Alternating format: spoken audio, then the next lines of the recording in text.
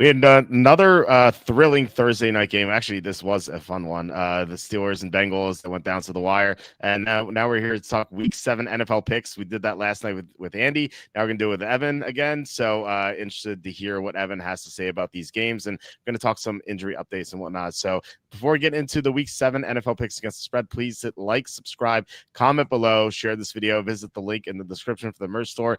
You guessed it, same shirt as yesterday. September is Lust Month. Remember, Lust rights are human rights. If you want this shirt, you can go to our merch store. But like I said, link in the description.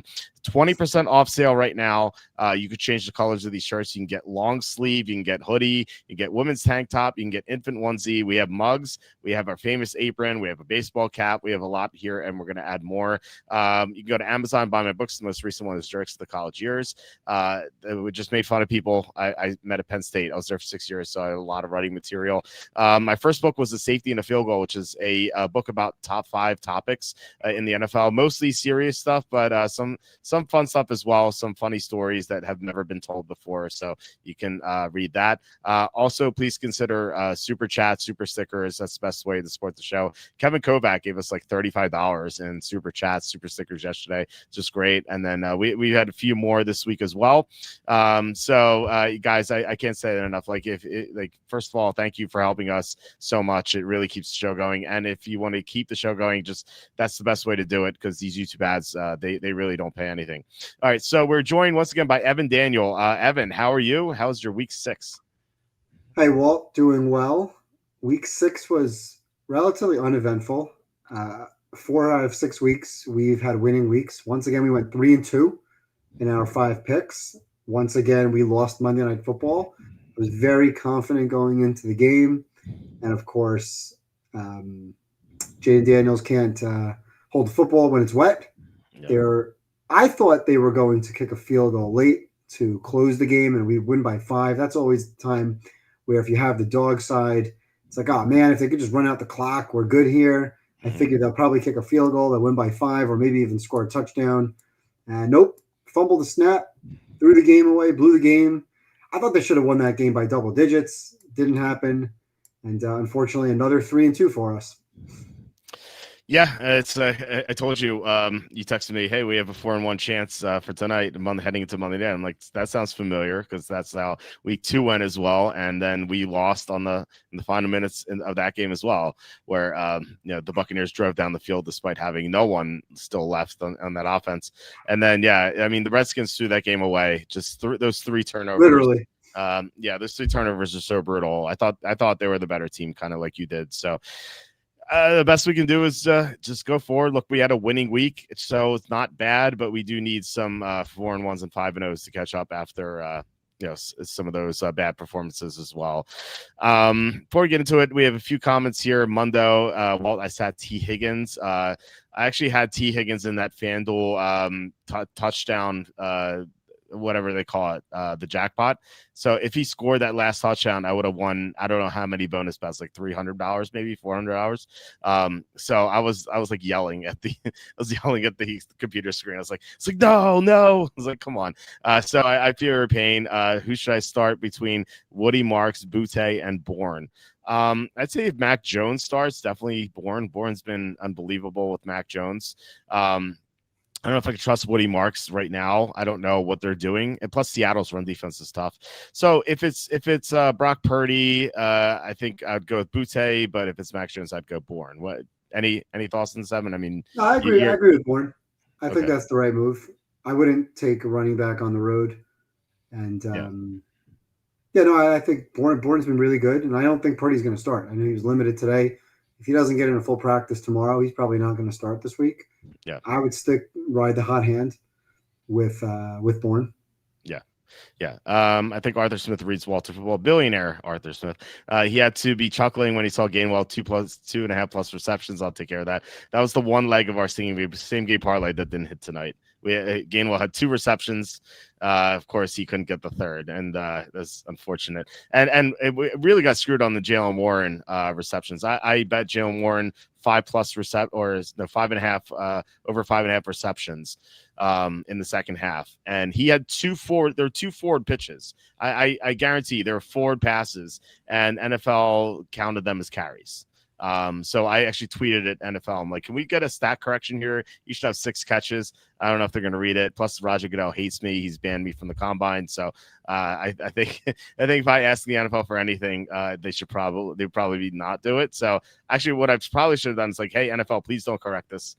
So maybe that would have been the better move. I don't know if you saw that. Did you see that? There's two, like, the 4 pitches that Rodgers, it was like a shot put almost. Like, yeah, I don't know. I don't like that play. I don't like the way. I know Rodgers wants to get the ball out quick. I don't know if those are runs or passes. I don't like sometimes his quick throws to the sidelines, even on the wide receiver screens, especially when he sees the defense is right there. Those plays just don't go anywhere. They're just dangerous plays. They're behind the line of scrimmage. And I don't like when the quarterback kind of throws like an overhand pass, like a basketball pass. Just put the ball in the running back's stomach, right? Yeah. I don't like those, especially when they kind of flip it with the ball. It's like an end-over-end punt. It's just a recipe for a fumble for no reason. Yeah. But he does it all the time. So I don't know if that's considered a run. Those pop passes, sometimes you see Mahomes does that. Those are considered passes, not runs. But this is why I don't really play the prop market like you do. I was on Cincinnati tonight because I made the line 3. And I was surprised to see the line at 5.5. I do not like betting Thursday Night Football. I kind of sat back and I was rooting for the Bengals to win this game because I believe that there'll be a good percentage of survivors that were on Pittsburgh tonight. I actually considered Pittsburgh for a half a minute before I thought twice of taking a Thursday night game. And again, I just thought the line was a little inflated. I'm not surprised at the outcome tonight, especially given Tomlin off of a win. And once again, we joked around about this last week. Hi, I'm Joe. Hi, I'm Jamar. Just throw the ball up. And that's really what happened. And Pittsburgh off of a win. Tomlin, when he's favored, just not the right play for me. So I liked Cincinnati on the side tonight, rooted for them to win, and did not pay attention to any props. Although now going forwards, I think we have to pay attention to the Chase catches. I don't know where they're going to line that, but it's very clear that he's going to get a ton of targets, and their defense stinks. So either Cincinnati's going to be throwing the entire game. So I think we need to look towards the Jamar Chase targets going forwards. What are they going to do? Make his line, 12.5 on catches? They're not, right? It'll be 8.5, 9.5, which is a big number. But if they're going to just throw him these quick bubble screens and they're down and trailing in most of these games, it might be something to look for. Although I think they play the Jets next week, so maybe there's another W coming from the Cincinnati side. Maybe it was 6.5 tonight, that Chase prop. I looked at it and I went with Higgins in my same parlay, which also hit.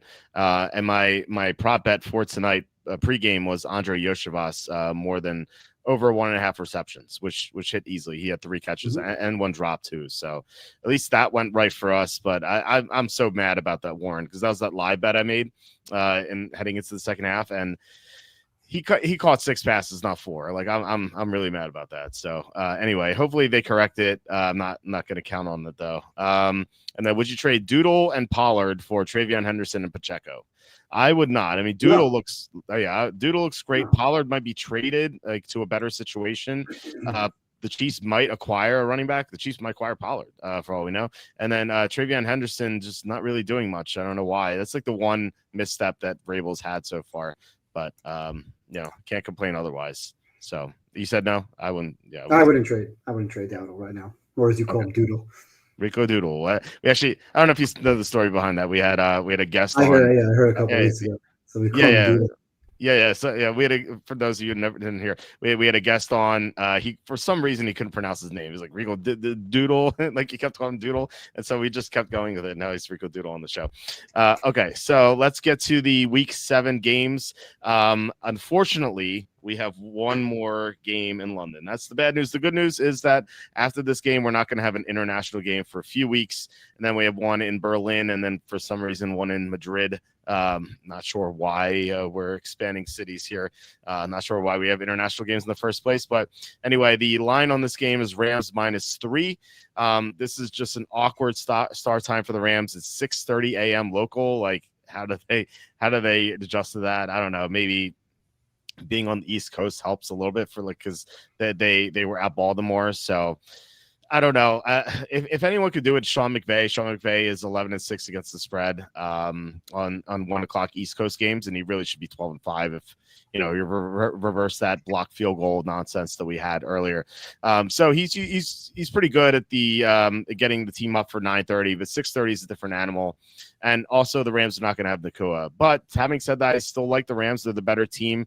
The Jaguars are not going to have their best defensive player, Devin Lloyd, and I just don't trust the Jaguars yet. Liam Cohen is, it's a good record, but he just does enough things that are wrong that just kind of irk me. Like they may have won last week's game if Travis Hunter knew how to line up, and it's like, okay, why doesn't he know how to line up? It's because he's starting defense most of the time, and it's like, okay, why don't you just like his rookie year focus on one position, and then maybe next year you add stuff, like once he knows the basics. Like I don't know, it's plus like he yells at his quarterback as the game's going on, like not on the sideline, like actually on the field. So I don't really trust Liam Cohen, but I like the Rams a little bit here. I'm not going to bet this because I don't want to bet any more international games. So where do you stand on this game? Well, so first, before I go through the game, so I've heard a few people have said to me, "Oh, I thought you like so and so. I heard you talk about the Rams or the Jaguars." Like, no, the goal here is not necessarily to give a pick, although obviously a few games that we do both like, I will say who I like or who I'm leaning towards. The goal really is to give insights into both sides of the game, right? And a lot of these games this week, I don't like any team, and I wouldn't want to bet either team. But sometimes you're in a pool, you have to make a pick, or for the sake of just going through a lean, it's like, which side would I lean toward? Do I agree or disagree? So the goal really for us now with our contest is to find 5 games that we can feel are consensus picks that we both do somewhat agree on or think could be good plays. And a lot of times those are plays based on line movement or line value. Mm-hmm. Obviously, there's going to be 1 or 2 or hopefully 3 games that we actually do like that can be bettable games. And the other thing is to look in-game to what we might be looking for, whether it's QB rushing yards, which Jacksonville, perfect example of a team that if they're behind, we do like Lawrence to get rushing yards, so QB rushing yards for him late. When I say late, at least like third quarter or mid-third quarter and later. And in this game, I don't really like either side. First of all, I'm not betting international games at 9:30 in the morning. I see weird things happening time in, time out, so it's not a good – I don't think there's a really good angle. I think there's too many weird things that happen. The Rams are traveling like 11 hours to get to London. I think the no Puka factor here is massive. So my number comes in this game under 3, comes in at 2.5. So at 3, I'm not laying -3 with Rams. I think if someone's going to probably win this game by a field goal, if you gave me the hook, I'd easily be on the dog side. I don't trust either team. I thought the Jaguars would be better last week off of what I thought was a better performance against Kansas City the week before. They were not. Their defense was terrible. Lawrence was also sacked 7 times in the game. They lost the yards per play by 2.5 yards per play, which is really bad. I mean, losing by more than 1 yard per play is pretty bad. You figure 60 plays there about in a game. So they're getting blown out in the stats. But I really don't know what to expect from the Rams without Puka. Taking him off the field, I've noted before, the Rams are really, really bad in short yardage situation. Last week, they were 2 for 5 in the red zone. That's part of their short yardage inabilities. And they only had 4.7 yards per play for the game. So I understand they controlled much of the second half, so I don't want to really kind of hold that against them, that they were not, gassed to the floor and pushing the ball downfield. But I don't trust them in the short yardage situation. I don't trust them in the red zone. And I'm not going to trust them laying 3 without their best offensive weapon. So I'd be on the Jag side getting 3 points. If I had to pick, I would like it more if I had the hook. I would like it a lot more if I had the hook in the United States. So given that I don't have the hook and it's international, I would pass. Yeah, same here. I actually made the line 3 personally, so I don't see any value either. Did you put any stock into the Jags' familiarity with London, or a new coach, new situation, don't really care? Yeah, it's new players too. There's a lot of turnover. I don't know. I mean, they had familiarity in London last year and they got blown out by Chicago, So, and granted, the next week they did blow out the Patriots, but that was with the body clock adjustment. So, Yeah, I think the better team wins in international games. I think the better team is the Rams, but Nuku was out, so that's a big deal. But I think that could be kind of mitigated by the Devin Lloyd absence. Like Devin Lloyd has been amazing this year. So it's I feel like that game is really fun, meaningless long term, but fun. Well, not meaningless long term, because if you look at FanDuel, Baltimore is now favored to win the division again. Are they? Okay. Yeah. And I said a couple of weeks, you got to take Pittsburgh plus 185, figuring in a couple of weeks we'll hedge it back with Baltimore getting the plus number. Baltimore's still plus, but they are the favorites. Now, Cincinnati, I did read something tonight where Burrow is hopeful to maybe return mid-December. So they're in the mix. Yeah. Maybe Burrow is back in time to make a little bit of a playoff run. And that's a huge win from a divisional perspective. You can once again get Pittsburgh vying. Pittsburgh will probably have 9 wins because that's exactly what Pittsburgh does every year. They go a half a game, a game over 500. And that win could put Cincinnati in a position where you could start thinking, oh, Burrow comes back late December. Who does Cincinnati play late? Cincinnati closes with a home game against Baltimore. Then they play Miami, Arizona, and Cleveland. Miami game on the road. That's, starting late December, that's a real stretch of winnable games. They already have 3 wins. They play the Jets, like I said, next week. They play Chicago in 2 weeks. It's not out of realm of possibility that they can have a couple of wins under their belt here and then maybe get to a home stretch like last year where they have to win out and maybe need some help to make the playoffs. So I don't know if this game was meaningful. If they lost tonight, season's over. Now with the win, 3 wins, they're 3-4. Maybe they go to 4-4 next week, and Bengal fans are getting excited. Yeah, kind of crazy that Joe Flacco, who looked so decrepit last year with the Colts, looked pretty bad against with the Browns, and suddenly he's unstoppable with Jamar Chase and T. Higgins. He had 342 yards passing tonight. Unbelievable. Unbelievable. What's unbelievable is that I had 8 best ball drafts this week. I took Flacco in 2 of them. Wow. I don't know why. I was like, he's like the only quarterback left because I won 3. I was like, I guess I could take Flacco, but it ended up being like a good move accidentally. Thought the Bengals going in this game, bottom 2 offense and bottom 3 defense. Well, the defense is still bad. The offense looks better with Flacco. Well, we'll see. It's a small sample size. There's a quarterback controversy at the Bengals. What if Flacco is undefeated, like as a starter going forward? No, and then like what if he starts with 340 yards every game? No, Flacco is a perfectly capable backup quarterback. That's actually you saw that Tomlin was pissed off this week that the Browns traded him in the division. Yeah.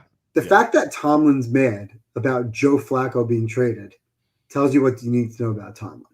That guy's a bum. Once again, losing a game where you're favored in the division against an inferior team off of a win, and you just got to continue to remember going forwards, Pittsburgh off a win is not a team to back. Laying points, at least. You don't lay points with Mike Tomlin off of a win. Period. You just don't. No, definitely not. And we do have numbers behind that, by the way.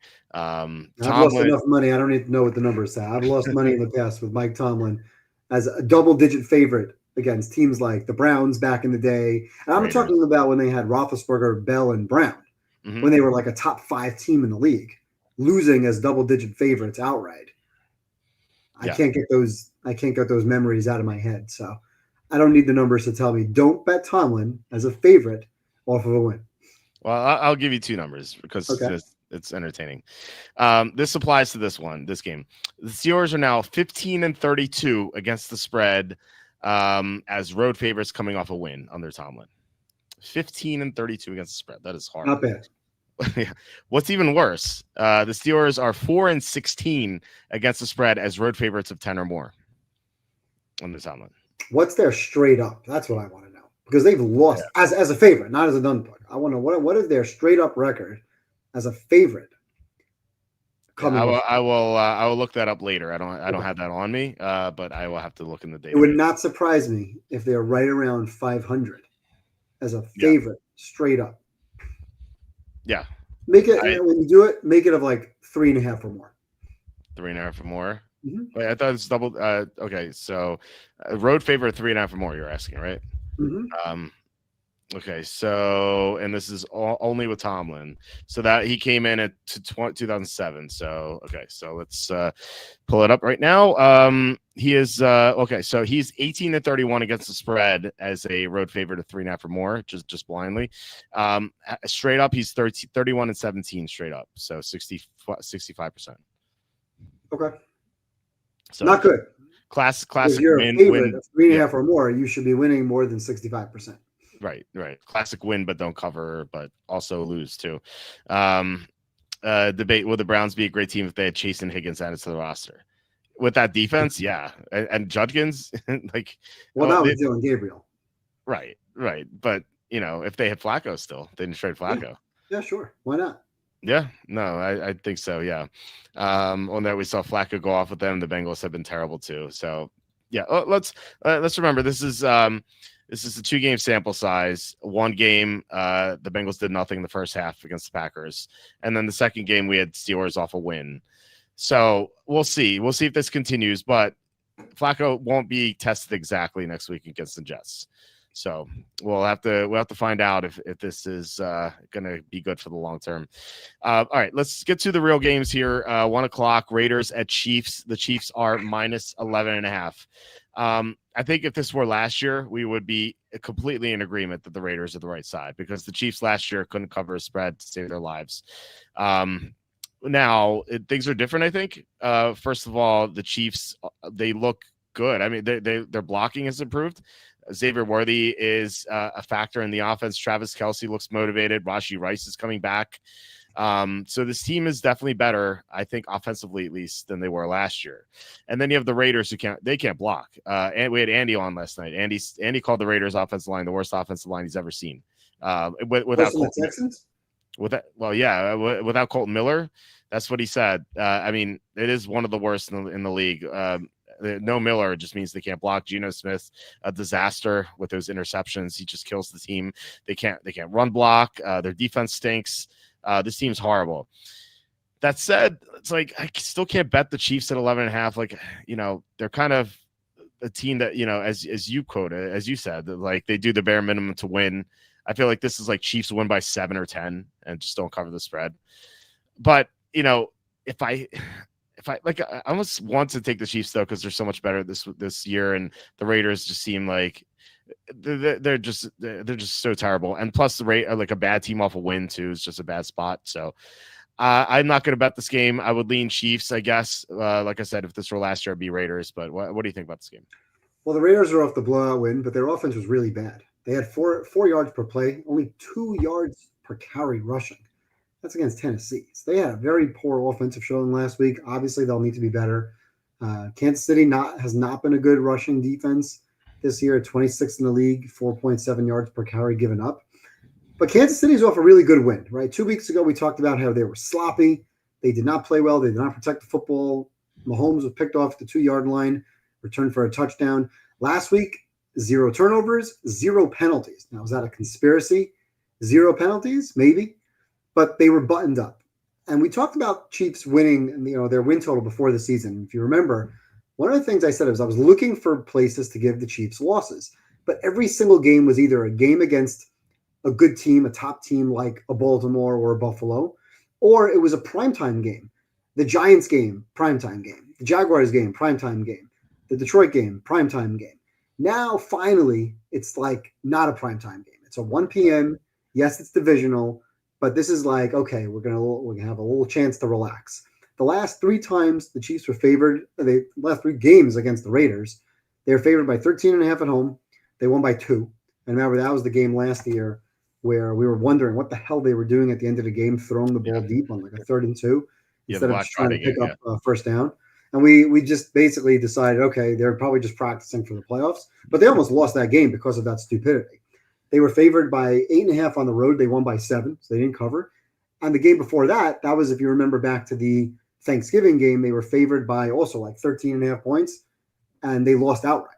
Now, they lost outright because of the turnovers, but they lost outright. So 3 games in a row, they're huge favorites against the Raiders, and they're 0-3 against the spread, with one of the games being a loss outright.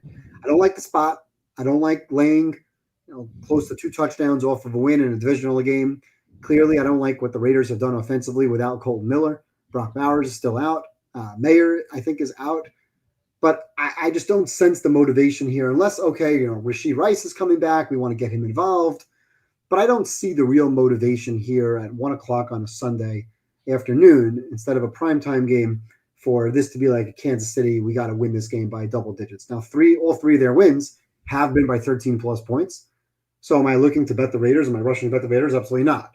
But I'm not laying double digits right now in a game where I don't think Kansas City cares to have margin. So I'd be on the Raiders side, but no conviction. And I wouldn't be betting this game.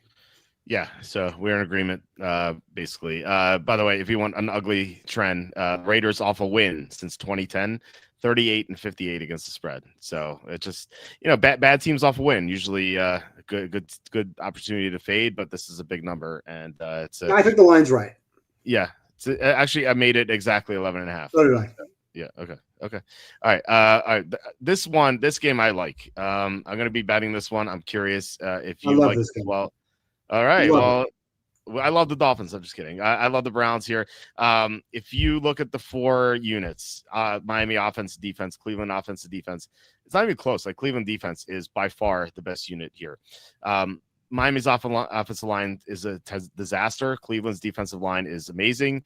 They should be able to dominate in the trenches here. And then on the other side of the ball, whereas like you might be thinking, okay, like how the Browns going to score? And I'm thinking like, how are the Dolphins going to stop Quinshon Judkins? Because the Dolphins in their past 2 games have allowed Rico Doodle to rush for 206 and Kamani Vidal to rush for 124. Judkins is better than both of them. So I think the Browns should be able to run the ball extremely well here.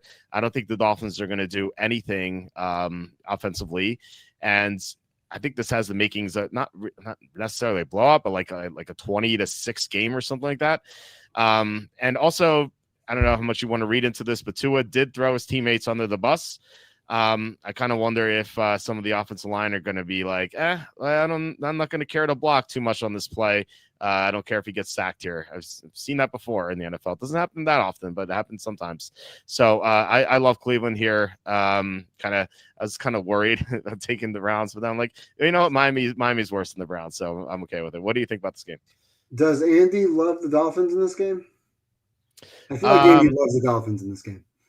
No, I don't think he had strong conviction on this game. I think he agreed with me, but I don't think he had a strong play from what I remember. Because he always loves the Dolphins.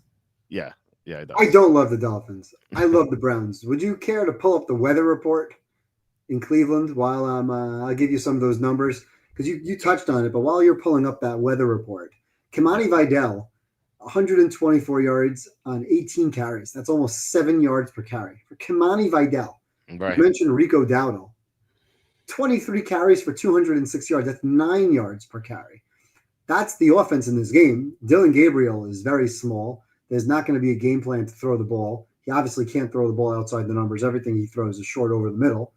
But they're going to run the ball down Miami's throat. Miami, I actually like Judkins. I've seen a bunch of him. He played really well in the London game or wherever the hell they played international against Minnesota.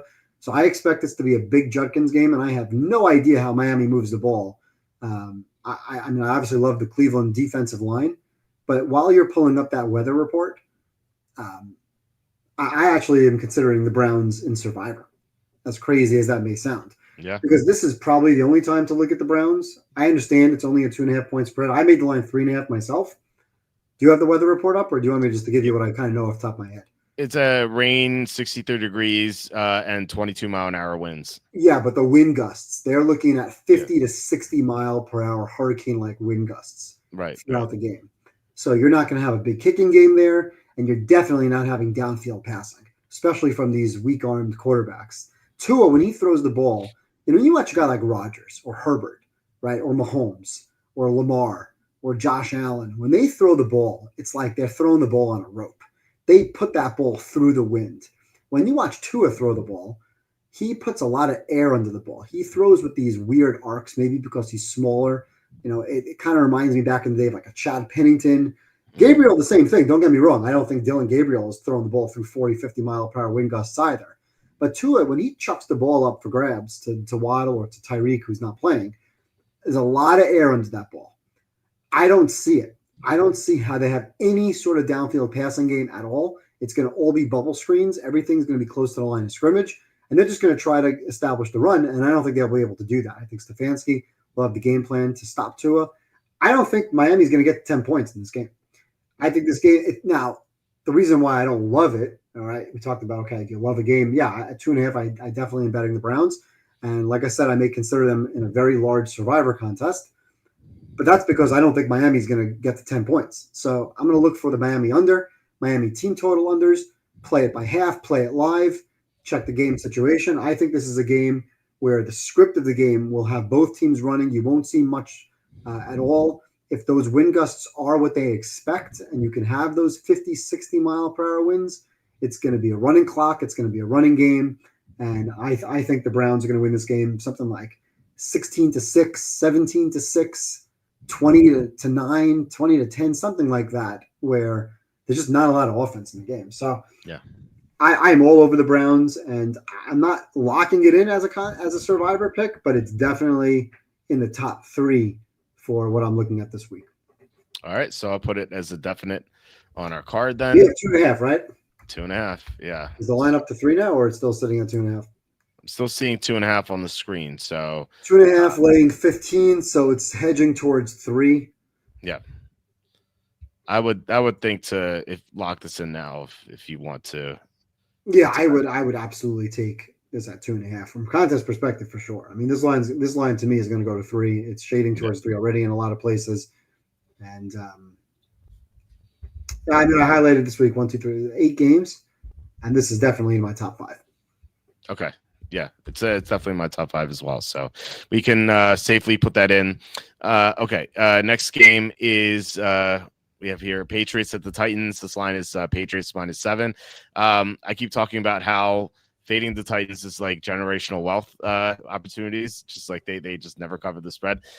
They definitively only covered the spread once this year, which was that bogus win against Arizona where DeMarcado dropped the ball, and then there's that interception that's kicked into the end zone, and then Murray had the ball snapped onto his face, and he fell down and hurt his ankle.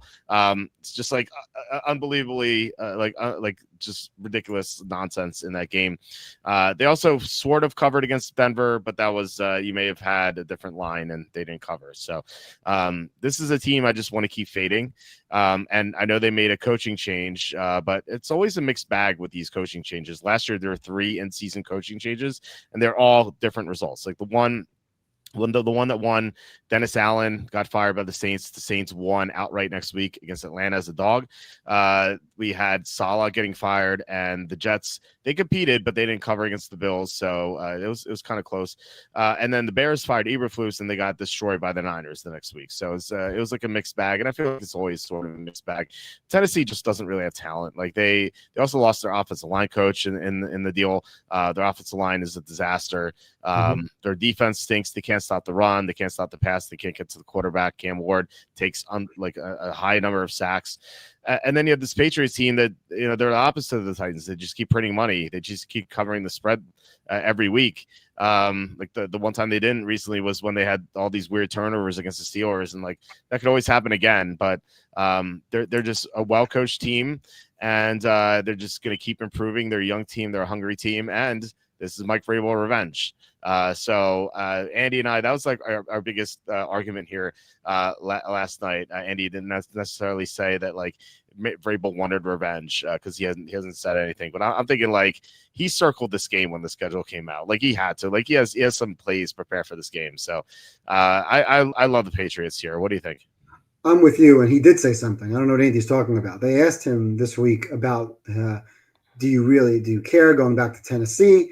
And he had like a whole smirk, and he said, is it interesting or is it important? Like almost insinuating that it's not really important for us. It's just an interesting story. Yeah. There's no chance that he's not thinking about going back and taking this game ultra seriously. Now, does that mean the team's going to play better or worse simply because the coach has revenge against the team that fired him a couple of years ago? Maybe, maybe not. But here's the bigger point in this game. The Patriots are an above average football team. So even if you give them a +1, the Tennessee Titans are a -10 in my book. They are as low as I've had anybody in a long time. This team is awful, and they just lost their coach. And I agree with you. I don't think there's a bounce because they're getting a new coach. The offensive line coach, who's Callahan Senior, resigned. That's not a good thing, right? Right. It's not like there's better players all of a sudden walking through that door. Cam Ward is not ready to play. He holds the ball way too long. Ridley, their best playmaker, is hurt. So if he's playing hurt, or he's not playing at all because he hasn't practiced. I don't see talent on either side of the ball. So for me, the line should be easily over a touchdown. I don't know why this line is not over at least 7.5. I made the line 8.5. I would have said, okay, 7.5 is fair. 7 is not. Anything under 7 is certainly not. One thing I like about the Patriots is they're attacking downfield. And I was not a May fan coming out of college. I mentioned that last year. I did not like him at North Carolina. I didn't think he was great. I thought there were games that they played against inferior opponents that he wasn't spectacular in. And I like guys like Jaden Daniels that I can turn on and bet over for basically team total overs over and over again. So if I'm betting the quarterback to score pretty much on every single possession against inferior college opponents, that's what I look for. Because to me, if you can't do that in college, how are you coming into the NFL and playing well, especially early in your career? So I was not a Drake May fan, but he's won me over a lot in the last few weeks. He's playing great. He's throwing the ball downfield. He was 4 for 5, throwing 20-plus yards down the field. He was 3 for 6 in the 10 to 20-yard range. And the refs, I don't know if you watched that game, the refs took some touchdowns off the board. They were throwing there were penalties when the flags weren't even dropped on the field. They took a touchdown away from Booty. I think it was Booty. One instance where when they were lining up for the extra point, they buzzed down. No, there was a flag. Like where was there a flag? There was another play where there was a clear pass interference on the defense. On Diggs, right? New England has the ball. It's a third down. Yeah. Guy's getting pushed out of bounds. I think it was Pop Douglas in that instance. He's getting pushed out of bounds as the ball is coming behind him. No flag. Diggs got called for an offensive PI on the touchdown that was called back, and on another play that made no sense. But May is dropping the ball in the bucket. He looks really, really great. So I know they only won by 6. We had them last week, or I had them. I don't know if we had them together. Did we have them together? Patriots, we did. We had them last week. That line didn't make sense. Yes, they only won by 6. They probably should have won that game by 16. Their defense was really solid in the second half. They allowed Rattler to move the ball a little bit more in the first half, but overall they were pretty good. I think this is an above-average football team. Now, I do look into the fact that it's 3 straight games on the road. I don't know how much stock you would put into back-to-back-to-back road games. To me, this is a superior team that's clearly focused. The coach is focused because of the revenge factor. I don't see any way they take this game lightly. And I think they win this game by 10 plus. I actually have them win the game by almost 3 touchdowns. I have the score like 27-10. So I don't think Tennessee is putting up points. Their offense is horrible. New England is going to continue pushing the ball downfield. I have a lot of confidence in this team to win. This is one of my survivors this week. And I'm debating, I mentioned the Browns, and I'll get to other teams next, because sometimes you want to keep options available. And the Patriots have such an easy schedule that they're an option down the road. So I don't necessarily want to take them with both of my entries that are alive in Circa Survivor, but I'm definitely taking them once, and I'm not afraid to take them twice. And obviously upsets happen, so you hedge your bet sometimes by going with 2 different teams. But I love the Patriots in this game. We're laying 7 points against Tennessee. You're going to soon see that Tennessee should not be dogs by less than 10 points to any above average team very soon. Right. Yeah, I agree. So we actually looked up that stat last night with Andy, and I think off the top of my head, I think it was teams in the 3rd straight road game cover it like 46.5 or 47% of the time. So it's not like it's nothing really to go off of. I don't know if there's enough of a sample size there, and also situations matter. Yeah. I don't know how one could say that Vrabel, the revenge factor doesn't matter. Mm-hmm. First of all, you'll never be able to prove one way or another, right? You're never going to ask him with truth serum, does this game matter to you more than others? And even if it does, which it has to, he's a human being, I just think it makes the team around him a little bit more focused, right? As opposed to, hey, okay, we're going, maybe we play the Bills next week and we just coming off 2 back-to-back big wins, and now we're playing Buffalo, or maybe it's a short week. I don't see that being the case. I mean, next week they play Cleveland. Yeah. So it's not like there's Buffalo on deck or the Jets on deck or Miami on deck in a divisional game or a short week on deck. They go to Tennessee. They all know where the coach is from. So there is a level of focus because of that. But more importantly is the fact that they are a good team. They are pushing the ball downfield. They are scoring points. They have looked impressive all season. I really got on this bandwagon when they lost to the Steelers. When I rewatched that game, I'm thinking, yeah, they lost 21-14, but they fumbled 4 times. One of them going into the end zone. They threw a pick from the 2-yard line. They should have won that game. They should have put up 30 plus points against that Pittsburgh, Swiss cheese defense. But I guess if Joe Flacco does, everybody should. The Jets even scored 30 plus points on that Pittsburgh defense. But I've been really impressed with this team, and the Titans are an absolute joke. Yeah. That sample size, by the way, is like 83 games, I think, if I remember correctly.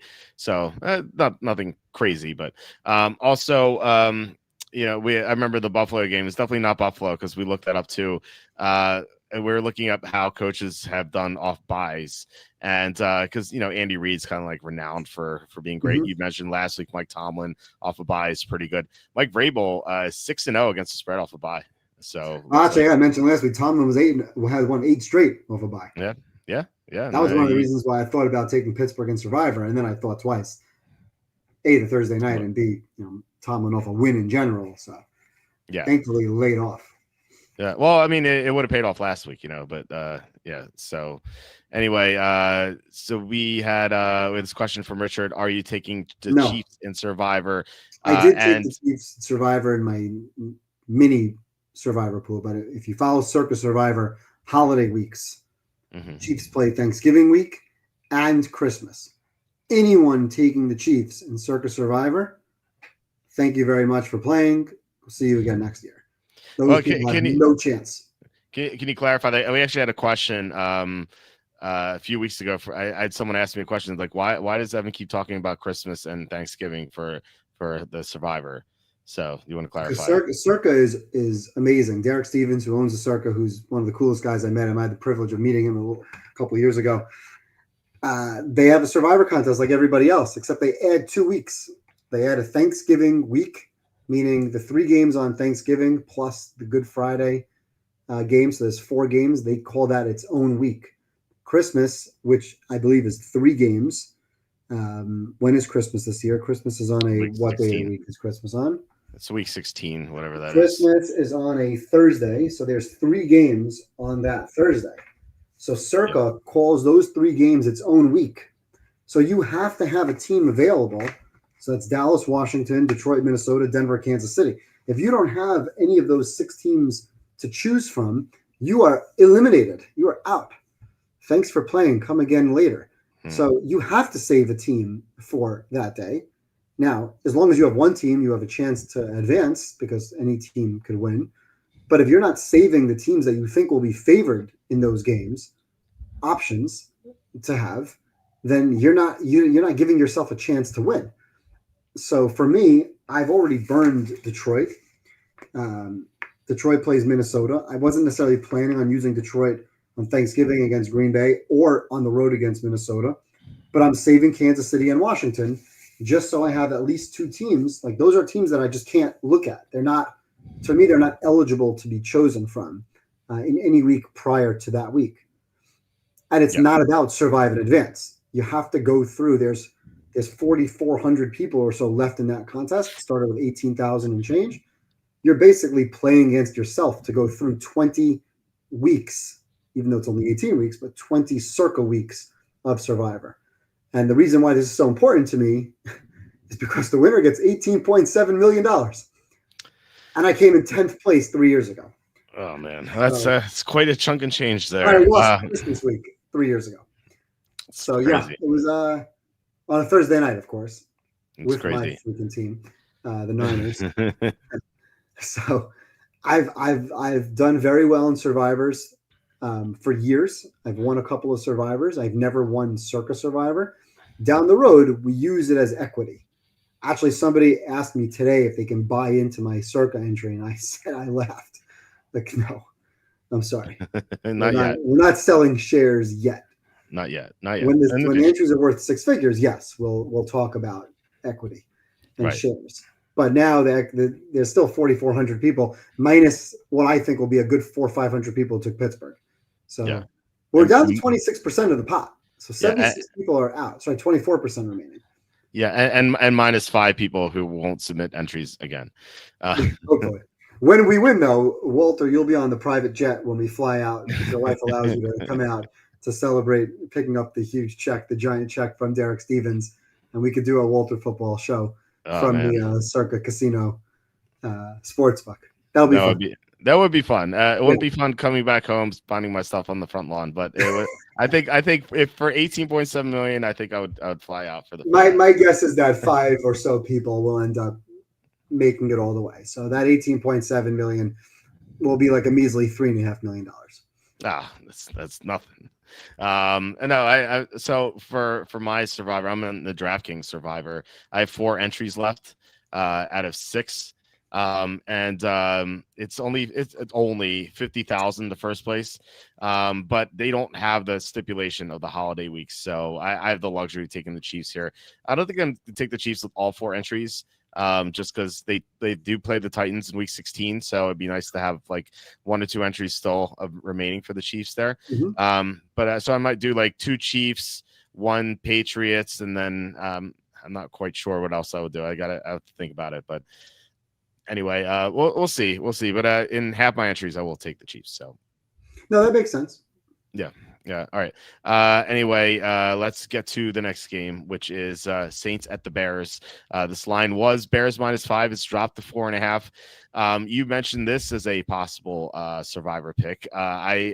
I think I worry about the Bears spot. They're coming off an upset win on Monday Night Football. This is a short week, and now they're playing against a team that is not very good at all, but they are feisty. They played hard recently. They've been competitive in every game recently, except for one, that Seattle game, where that just kind of got away from them. But you have Spencer Rattler has improved a little bit. I think Kellen Moore is doing a great job coaching. It just doesn't have the horses right now, but he will in the coming years, I'm sure. So given that the Bears are just in a bad spot, I think I'm on the Saints, and this is the first time I'm backing the Saints the entire week. I did switch to them with the Giants game. I initially took the Giants, then I switched to the Saints later in the week. This is the first time I'm going to be on the Saints all week. I'm not going to bet this game, though. I just don't want to trust a really bad team. And there might be something to the Chicago coaching stuff with Ben Johnson, but at the same time, I feel like they've gotten lucky. We already talked about how they should have lost to Washington. They really should have lost to the Raiders. Like they got outgained by a wide margin against the Raiders. So they could easily be 1-4 right now. So I don't think they deserve to be favored by 4.5, especially off a short week and a win. So I'm going to be on the Saints. Not a bet, though. What do you think about this one? Yeah, I'm torn on this game from a survivor perspective because I agree with you. I think the Saints are the right side from a spread perspective. I think this game is going to be a very close game. It's potentially the quote unquote the right time to take Chicago because there's really no other time to take Chicago for survivor. I hate this pick as a survivor pick, although we're considering making it because if you can sneak the Bears through, now that really kind of opens things up in the future. Like I said, New England, first of all, upsets happen, right? Obviously, we both like New England to win. Would you be crazy shocked if New England lost? No. I mean, crazier things have happened, like the Titans beating Arizona when they were down 21-3 in the second quarter. So we're always going to be able to say that crazier things have happened given the outcome of that game. So you kind of hedge your bet by using a second team. And obviously, I mentioned New England as an option down the road for other weeks. So I am considering the Bears in Survivor, but I definitely like the Saints with the points. You mentioned New Orleans has competed. Rattler has not been terrible, although he is now going away from home. Their secondary was awful against Drake May. New Orleans secondary was awful. I mean, they were just giving up big play after big play. So I could see Chicago having that kind of success driving the ball downfield, like they did against, like for example, Dallas. But Chicago is number 32 in the league defense yards per play. They're number 31 versus the run. They've had back-to-back wins, 25-24, but they should have lost both of those games. Let's be fair. The Redskins were trying to run out the clock last week and literally handed the ball to the Bears to come back. And the week before, it was a missed field goal. And one of the things I mentioned to the two people that I do Circa Survivor with is Jake Moody is their kicker. I know Jake Moody very well. And I wouldn't want to have any money on Jake Moody with game-winning kicks on the line. Now, granted, he made a kick in the rain and the wind the other night that I didn't think he would make, but he did. If the Bears had lost that week, last week, and the week before, and they're sitting here, like you mentioned, at 1-4, Are they favored by 4.5 over anybody? Maybe the No. Titans. I don't know. So I kind of like the Saints. I did not highlight the Saints as a potential pick, but I do feel like this game is going to be a field goal game. Yeah. Yeah, we're in agreement there. So if we can't come to terms, maybe this is the fifth game in our card, but I think we'll find better games. I think we'll find better games also. And like I said, it's still New Orleans on the road. And that's Yeah. something that, I want to look at their games here real quick because I didn't write this down, but I just want to look at New Orleans on the road. Well, they competed against Buffalo and they got roasted in Seattle. So Yeah. this is their third road game. I think Buffalo just wasn't focused in that game. Yeah. They won at Arizona, didn't they? Wasn't that at Arizona, or is that that was a home game? Oh, okay. Was it? Okay. Yeah. Interesting. I don't know why I thought it was at Arizona, but okay. Yeah. Let me see here for a second. Okay. Yeah. I'm getting confused. Yeah, you're right. That was the week one. It was at home. Yeah, you're right. We were in Arizona. We almost lost. Yeah. Okay. Yeah, we were. I got confused with Tennessee for a second because you mentioned Tennessee a minute ago, and I remember Tennessee losing at Arizona. I'm like, wait a second. But yeah, it was week one. That was Arizona at New Orleans. Okay. Yeah. So in their two road games, they got killed in Seattle, and they competed against Buffalo, but ultimately lost by 12. And so now they're going on the road again. But yeah, I don't trust the Bears. The Bears are a below average football team. So that's not a team you want to be laying points with. Yeah, I got more of a debate about where I put the Bears in my power rankings than any other team this past week. I don't know. 21. Yeah, I'm at 21. I had them. Of course, this is not working. Hold on a second. Tied with the Cowboys, so 21-22. Okay. I can make an argument that I feel like the Cowboys are better, but because the Bears killed the Cowboys, I just keep the Bears ahead of them. I put the Bears 18. Okay. So you're even lower. You're even lower than I am. The Bears have indisputably the worst yards per play defense in the league. Yeah. By a margin. Yeah. Their run defense is terrible. Their pass defense is terrible. And their overall defense is awful. I don't trust the quarterback at all. Yeah. Anytime I see an athlete who paints his nails, I don't trust that player. We're in agreement there. Okay, let's go to the next game here. We have Eagles at Vikings. This line was I think it was 2.5. Now it's down to 1.5 or 2, depending on where you look. In the contest, in the circuit contest, at least it's 1.5. That's the same in the super contest. Okay, so I was really looking forward to the injury reports because that was so important for both these teams. The Eagles were down Jalen Carter in that Thursday night game. Jalen Carter was full, but then limited on Thursday. So a downgrade's never good, but still better than DNP. And then for the Vikings, their offensive line looks like it's healthier, although Brian O'Neill limited twice, so not a full. Donovan Jackson limited and then full. Juergens was full twice. Darisaw is practicing fully. He rested today, so not really a DNP. Andrew Van Ginkel, not a lineman, but important defensive player. He's limited twice. So they're not in the clear. It's not like most of these guys are practicing full, but at least they're not DNPs. So it's a tough one right now to handicap because if Minnesota's down all these players again, not Darisaw because he's not hindered right now, but the other guys, then I think it's a clear play on the Eagles. But if the Vikings are completely healthy, I think you can make a case for them. But the Eagles are coming off 2 straight losses, and it was at this point last year where they really took off. People are thinking everything I hear about the Eagles is like, oh, they're not playing that well this year. They look like they're on a down season, like 2023 part 2. And I'm thinking, like, in the first 6 weeks last year, they were not playing well. They lost to Atlanta at home. They got blown out at Tampa. They almost lost to Cleveland at home. Like, this is not a team that looked like a championship team. But starting week 7, which now it's week 7, they really took off and they got hot. So coming off 2 straight losses with extra time to prepare, I think the Eagles could really start playing well now, potentially.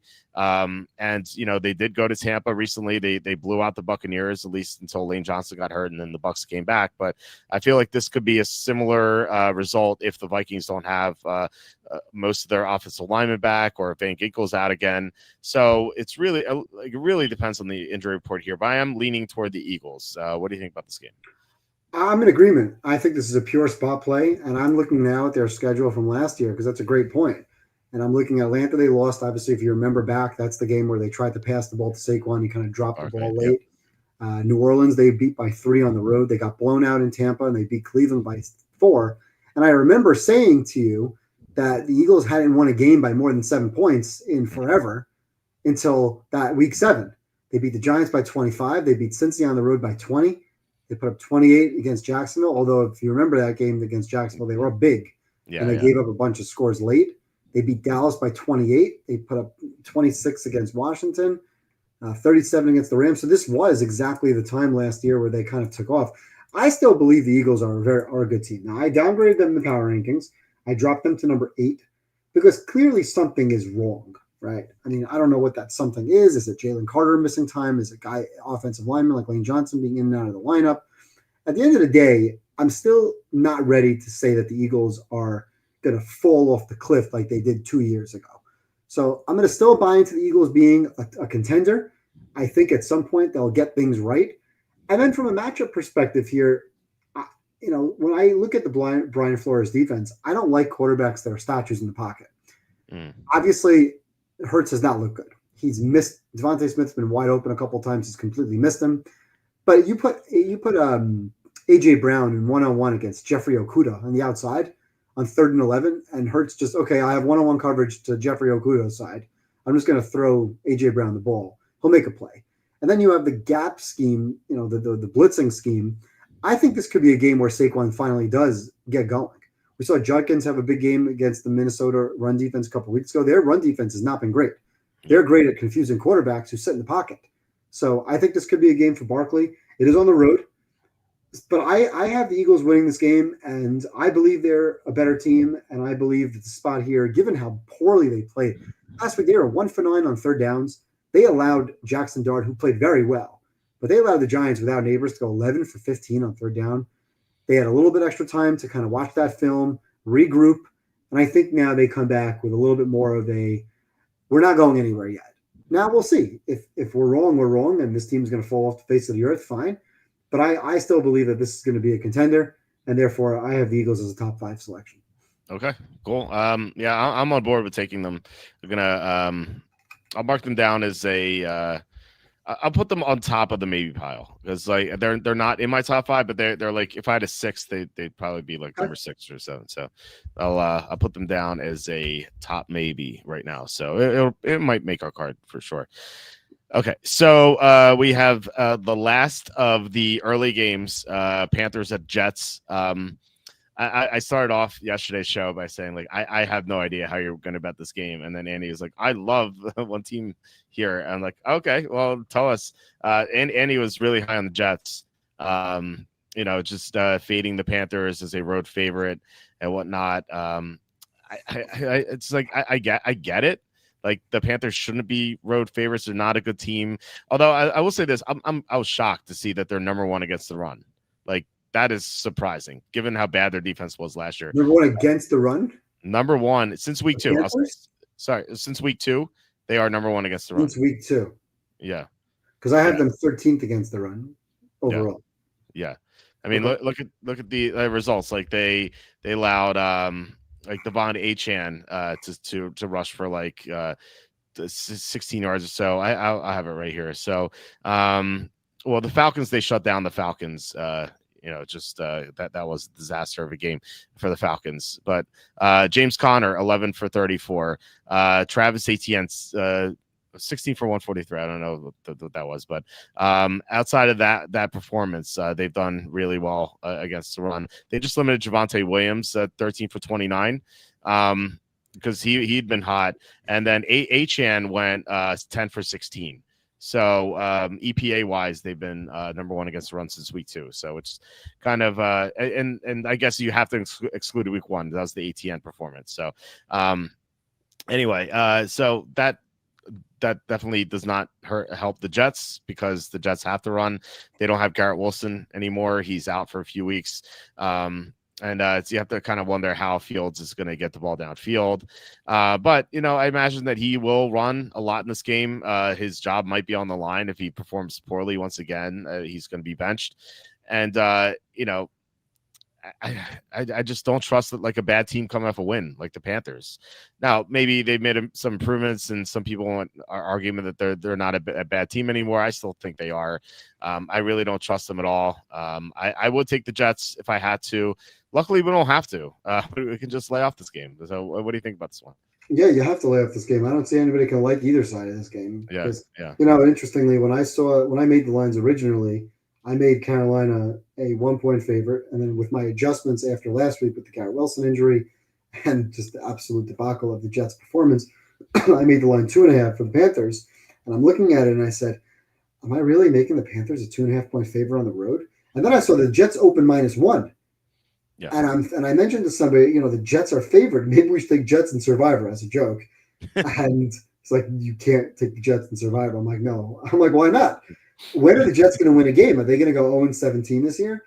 Now, to me, you have to throw matchups out the window because the Jets last week had 1.4 yards per play. I mean, they actually had negative 10 yards passing. 2 weeks ago, the Jets quit on the coach. Mm-hmm. And last week, I think Glenn was so pissed off at the players that he quit on the team. I mean, before halftime, they go for a fake punt. They hit the ball. It's like a minute to go, and he just throws the ball. The clock's running. The guys are looking around like, what the hell are we doing next? And Wilson was so upset. He was so annoyed by the sequence of events that he kind of just started walking off the line of scrimmage. Like, what the hell are we doing here? They didn't even attempt to throw a Hail Mary. Nothing. It's like, there's 5, at least just line up and chuck the ball deep. Do something. Throw the ball with 10 seconds left down and maybe get into field goal range and just attempt a field goal. And late in the game, after he's already taken 7 sacks, it's 3rd and 8. No, he had 8 sacks at the time. It's 3rd and 8. The guy can't get protection. He throws the ball late to the sidelines. It would have been like a 60-something yard field goal, at least to attempt a field goal for the win. Instead, he went for 4th and 8, and Fields took a sack. At least just throw the ball over your head up for grabs. It's 4th down. You have nothing to lose at that point. So this team is just absolutely lost. But if you ask me to pick a game, pick a team, the Jets are not going to go 0-17, although maybe they will. That would just be kind of funny. But to me, if the Jets are going to win any game, it's this one. The spot, even though they're coming back from London without a bye, Carolina off back-to-back wins. I don't want any part of Carolina off back-to-back wins. I don't want any part of the Jets. But The Jets are at home. They're catching a 1.5. Does it come into play? Who the hell knows? Maybe the game ends in a tie.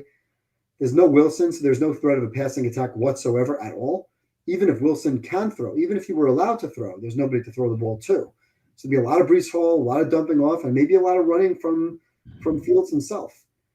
Is Rico Dowdle going to go for 200 yards or 150 yards in the game? I don't think so. Also, Carolina's 3-0 at home. They're 0-3 on the road.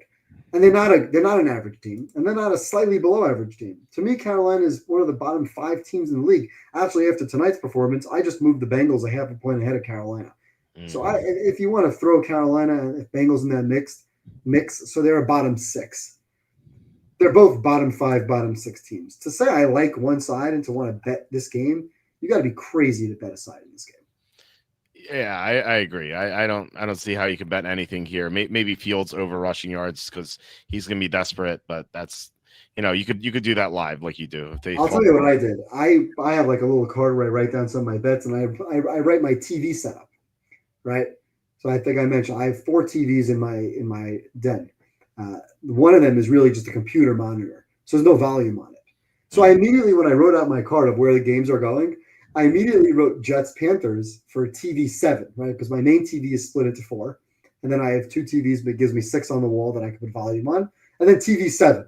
And I immediately wrote Jets TV 7. And then I realized there's only 6 games at 1 o'clock. I'm like, oh, damn. The Jets are going to be on a TV where I can actually give them volume. Like, I don't need that. Unless it's that guy, Eric Collins, then I want volume. Yeah. But otherwise, this is put the game on in a TV corner. Don't bet on the game. Don't take a prop in the game. Look to laugh at something that's going on in this game at some point, but otherwise, I don't want to put money on this game. Teaser, props, nothing.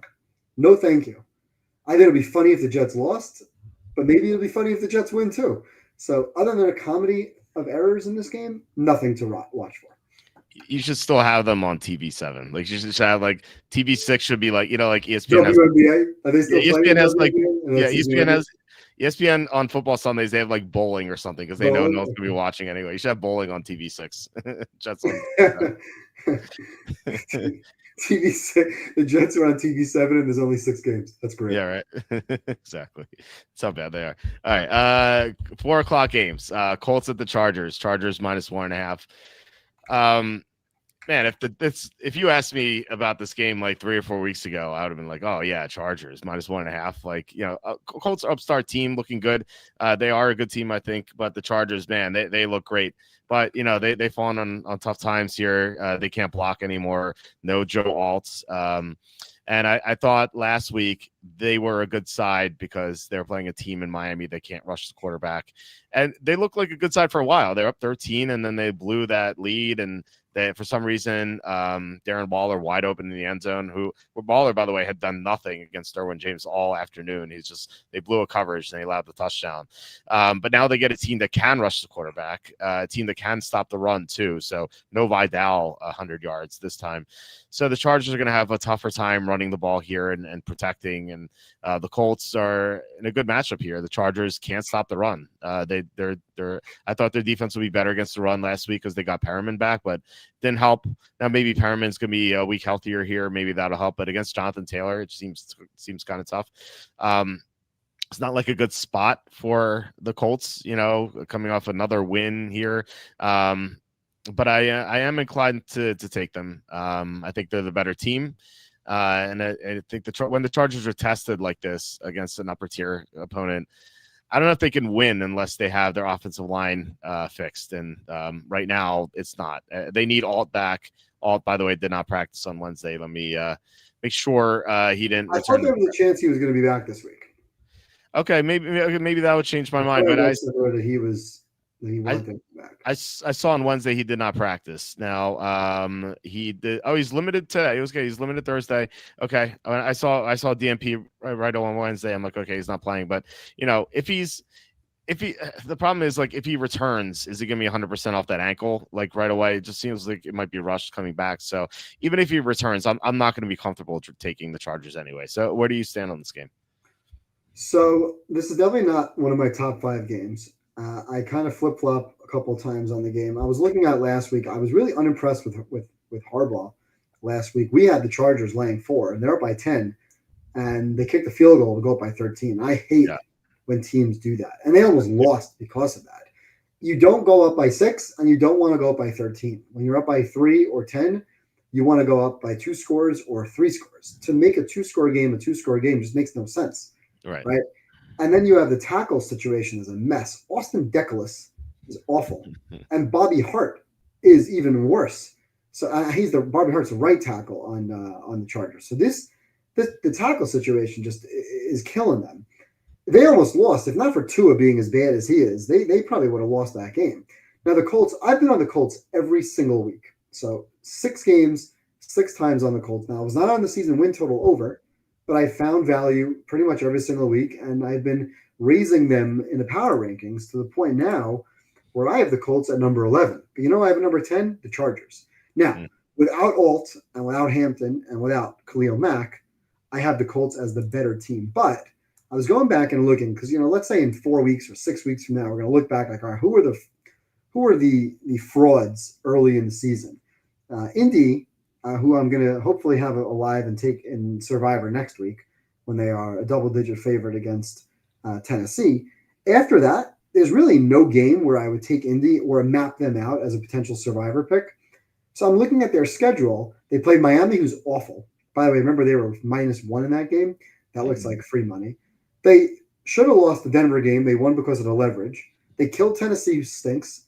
They lost to the Rams. Okay, fine. So they actually already lost in this building. They killed the Raiders, and that was the game where Colton Miller got hurt late. Obviously, Bowers didn't play. And last week, they were in a dogfight against Jacoby Brissett.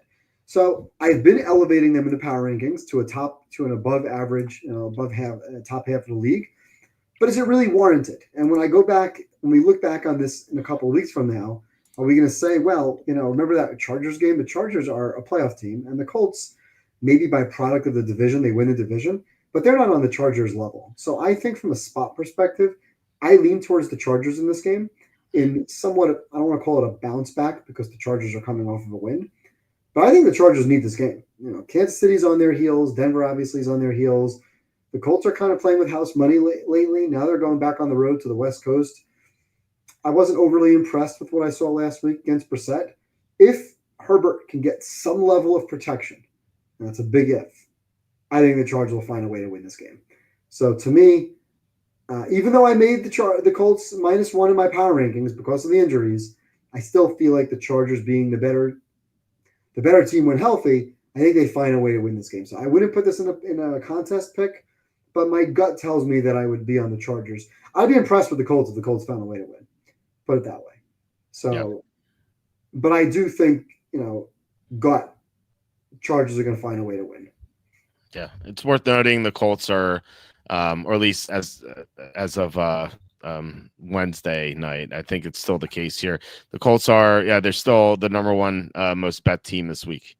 The Colts? Yeah, the Colts. Yeah, they're getting the most bets this week from the public. So, you don't really want to back a publicly backed underdog. It's unless there's good reason. Obviously, it's something I kind of want to stay away from. No, I don't do it all the time, but whenever I see it, I'm like, it doesn't look great. So. You could be right about the Chargers, especially if Joe Walt comes back and he's healthy. But I'd love to see Joe Walt come back because if it all comes back, this line, because I was intrigued by the line. That's one of the things when I made the line Indy 1 and I saw the Chargers favored. Mm-hmm. But all right, somebody knows something, right? The books are making the Chargers a favorite, even though my numbers suggest that the Colts should be the favorite. Yeah, I've Colts -2 as well. I just kind of looked at that and I'm like, you know what?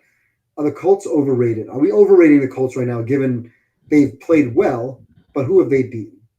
Right. So, and again, other than Bobby Hart and Austin Deculus, the Chargers are a better football team. But if they can't block, that's a problem. Yeah, for sure. Worth noting, Tyler Warren is going to have a really tough matchup in this game, kind of like what Darren Waller saw last week. Derwin James factor. Yep. Yeah, and I believe Josh Downs is in concussion protocol too. So the threats might be limited here for the Colts in the passing game. Okay, so we have Giants and Broncos next. The Broncos are 7-point favorites. Lots of air miles here for Denver. They fly from Denver to Philly. They fly from Philly to London. Now they fly London back to Denver, halfway across the world. Basically, this is it's pretty tough spot here for Denver. And they have the Giants coming off extra rest. So the Giants are the more rested team, even though they traveled. Denver is just. Man, I don't know. I don't know what to say about them. Like they, outside of the one game that they had on Monday night against the Bengals, where they just walloped the Bengals, and that was Jake Browning, who just does a lot different than Joe Flacco at this point. Like the Broncos, they were down for most of the game against the Eagles. They lost to the Chargers, but that was a close game. They lost to the Colts, albeit on leverage, but still, that was still a loss. They struggled to beat Tennessee, albeit week 1, and then they struggled to put away the Jets last week. There was 13-11. The Broncos made a lot of mistakes in that game. It's just like I don't know how you get to -7 here. I made this line 5. So I think we're getting good value with the Giants. And given that they're well rested, I'm definitely going to be on the Giants here. My only concern is you have what is an elite defense especially with Dre Greenlaw coming back against a rookie quarterback. But Jackson Dart has the advantage of using his mobility and stuff like that, and he's been really good. And he gives the Giants this sort of energy. It kind of reminds me of Tim Tebow. I think I mentioned this last week. It's not like comparing him to Tebow, but like the same sort of energy that Tebow had with Denver back in 2011, where they just started being a covering machine, just because like they were playing super hard, just compared to the previous quarterback they had, Kyle Orton. With Russell Wilson, like the players just don't like Russell Wilson. And I think Jackson Dart seems like the more liked guy, and plus they're winning now. So I think this team just has more energy to them. So I like the Giants here. What do you think? So here's your problem. When the Giants are my number one game on the board, I'm like 10%, right? Or 20%. Every single time I love the Giants and put them in a contest pick, I lose. I can't remember the last time I won a Giants pick. That being said, I love the Giants. I looked at this line on the advanced line. I bet it last week at plus 7.5. And I had to do a double take because I made the line 3.5. So you made it 5 or 5.5. I was even 5. less. And I had a 3. And I'm thinking, like, wait a second. How is this line 7? That makes absolutely no sense. Now, I get it. The Giants look great. We know that. We know what happened. We talked about the Giants-Eagles game. They dominated. They ran the ball for almost 200 yards. They were fantastic. They were fantastic on third down. They held the Eagles on third down. Throw that game out, right? Chalk it up. Giants played well. Dart played well. The Eagles just shit the bed. But you look at the Denver side. Denver just beat the Jets 13-11. They should have lost. And even if they shouldn't have lost, they should have been in a position to lose with the Jets attempting what should have been a 50 to 60-yard field goal. So they were, call it a coin flip away from losing to one of the worst teams that we've seen in a long time.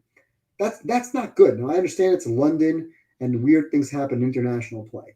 But they just scored 13 points against the Jets. That's really bad. I get it. They sacked Fields 9 times. Is that because Nick Bonito is great? Or is that because Fields is lost? Right? They held the Jets to 11 points or 9 points on offense. Again, is that because their defense is great or because Aaron Glenn quit on his team? I continue to look every single Monday or Tuesday, whenever these stats come out, I want to look at the chart of Nick's passing because all I see when this guy is throwing the ball is everything he does is behind the line of scrimmage or really close to the line of scrimmage. Once again, he had 25 pass attempts. 18 of the 25 pass attempts were behind the line or less than 10 yards. The guy was pressured 7 times for the game, and he completed 1 for 5 on times that he was pressured. It's not good, right? It's just not good. Denver offensively, 4.3 yards per play for the game against the Jets. The Jets defense is better than the Jets offense, but this is not the 85 Bears. This is not the 2000 Ravens. Denver is not a good football team. They were overrated last year. They're overrated this year. They're average. I have them actually number 17, so they're exactly average. People have them as a Super Bowl contender. People have them, they're the sexy pick to beat the Chiefs and to win the division. No, they're not. This team is a barely above average team, if they're above average at all. And the only reason why you shouldn't bet the Giants is because I can't win a contest pick when I pick the Giants. But the Giants are my number 1 pick on the board. It's not even close. I think the Giants can win this game. I don't think they will. I'm not telling you the Giants are going to go into Denver and win off the Eagles win. They just beat the Eagles. They're celebrating, and they're playing the Eagles again next week. I do think there's a travel thing here with Denver coming back from London without the bye, and it's not an East Coast team. It would absolutely not surprise me if the Giants won outright. I think this game is going to be a dogfight. I think it's going to be like a 20-17, 20-19, 23-20 type of game. I can't see how the Broncos are laying 7+. It just, to me, makes no sense. Yeah, well, we're in agreement. So, given your bad luck or bad fortunes with the Giants, do you want to put them on the card? Absolutely. Okay. All right. Well, there you go. Well, maybe it'll be the 10% that they'll hit. Okay. So, by the way, I'm not if you haven't realized, I'm absolutely not a trend better, right? So yeah. I could care less what my record is, right? My record could be 10-0 or 0-10. My handicap's my handicap, right? I trust my numbers. I don't see why this game is what it is. The Giants are a live team here, and I think Denver's overrated. So I think there's going to be value for us betting against Denver going forwards, like we've been betting against Denver in the rear. And we were on Denver, by the way, against Philly. I don't remember if we took that as a contest or I took it myself in the Super Contest. But if I'm getting points with Denver, great. I'll take my points. But I'm not laying. And we actually, speaking of laying, we did lay on the Monday night game against Cincinnati with Jake Brown. So we'll pick and choose our spots. It's not like I'm biased against Denver and I don't bet them. I've been on them a couple of times. I feel like I have a very good read on this team and have since Knicks came into the league. But looking forwards, they play Dallas next week. I'm curious where I made that line and how it compares to the market. I'm off market again because next week Denver is hosting Dallas, and I don't know if you made a line yet on that game. If you didn't, would you like to guess Denver home against Dallas next week? Well, I'm down on Dallas. I saw him. I had Dallas below average. What would I make this line? And I'm assuming CeeDee Lamb is back when I make this line. Yeah. Yeah, I think he's gonna play this week. Um, I think I would make this line of 4.5. That's interesting. Okay, the line is 4.5. I make the line Oh, 3. okay. Really? Okay. So yeah, if that game were being played now, then obviously things will change. But if you gave me 4.5 today for a game this week, I would be on Dallas plus 4.5. Okay. Okay. Now, by the way, I happen to like the Giants in the game here better than I would like Dallas because Dallas's defense is scary bad. Oh yeah, and plus we get two more key numbers than we do. Yeah, Um, right. And 4.5 is not the same as getting plus 7. yeah, yeah. CD Lamb, by the way, limited twice. So Right. When I make the lines for the future for next week, and I'm not betting it right now anyway, but I'm making that line assuming he's playing. yeah, yeah. I love the Giants plus 7. Okay. All right. Well, we'll put it on the card. The next one is the Redskins. Speaking of the Cowboys, Redskins to Cowboys. The Redskins are -1.5. And yeah, CD Lamb has a good chance to play. He's limited twice this week. I like the Redskins to bounce back here, though. As you mentioned, Dallas's defense is so bad.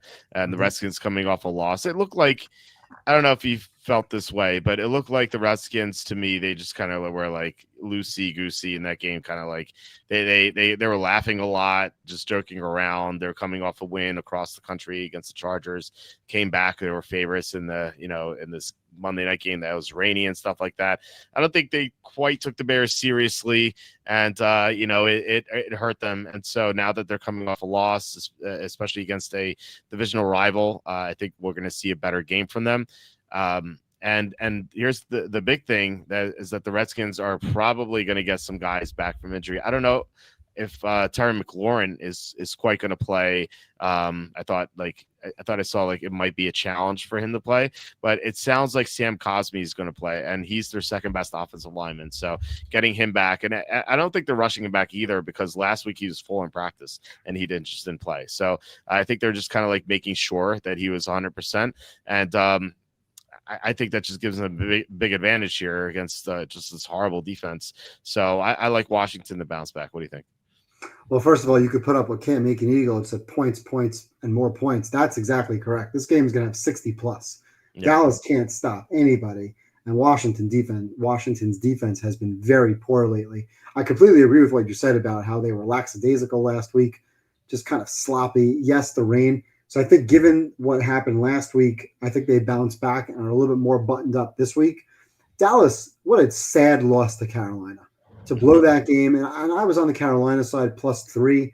There was no bet on that, but I just didn't trust Dallas's defense in that game. I believe Washington bounces back. I think this is a pure spot play for Washington, like I believe with the Eagles. But I think here Washington's the better football team. They need the game, and they're going to put up 30 plus. So to me, this is more about Washington hunkering down, taking care of the ball a little bit better, being careful with the fumbles. Jaden will be better with the interceptions. Threw an interception at like 10 or 15 yard line last week. Obviously, we mentioned the fumbles. Washington is the number 1 rushing team, yards per carry. Dallas, number 25 rush defense. So I think Washington will be able to run the ball, bet Bill over 100 yards, okay. But I don't even know if it's Bill. Like you might get 40 to 50 yards out of Jaden, another 50 to 60 yards out of Bill. Mm-hmm. Whoever comes in, spells them, get a couple of yards there. I could see Dallas giving up 150 to 180 yards on the ground. Dak's been great. No question about it. He's been really, really solid. CD or not, I think Dallas will be able to score. But I think this is going to be one of those like 34-27, 34-24 type of games. So I don't think Washington's winning this game 24-21. I think you're getting 60. I think the winner needs to get to 30. And I think Washington's foot will be on the gas. They'll be focused in the game after a bad loss. And I like this 1.5. I think the line's correct.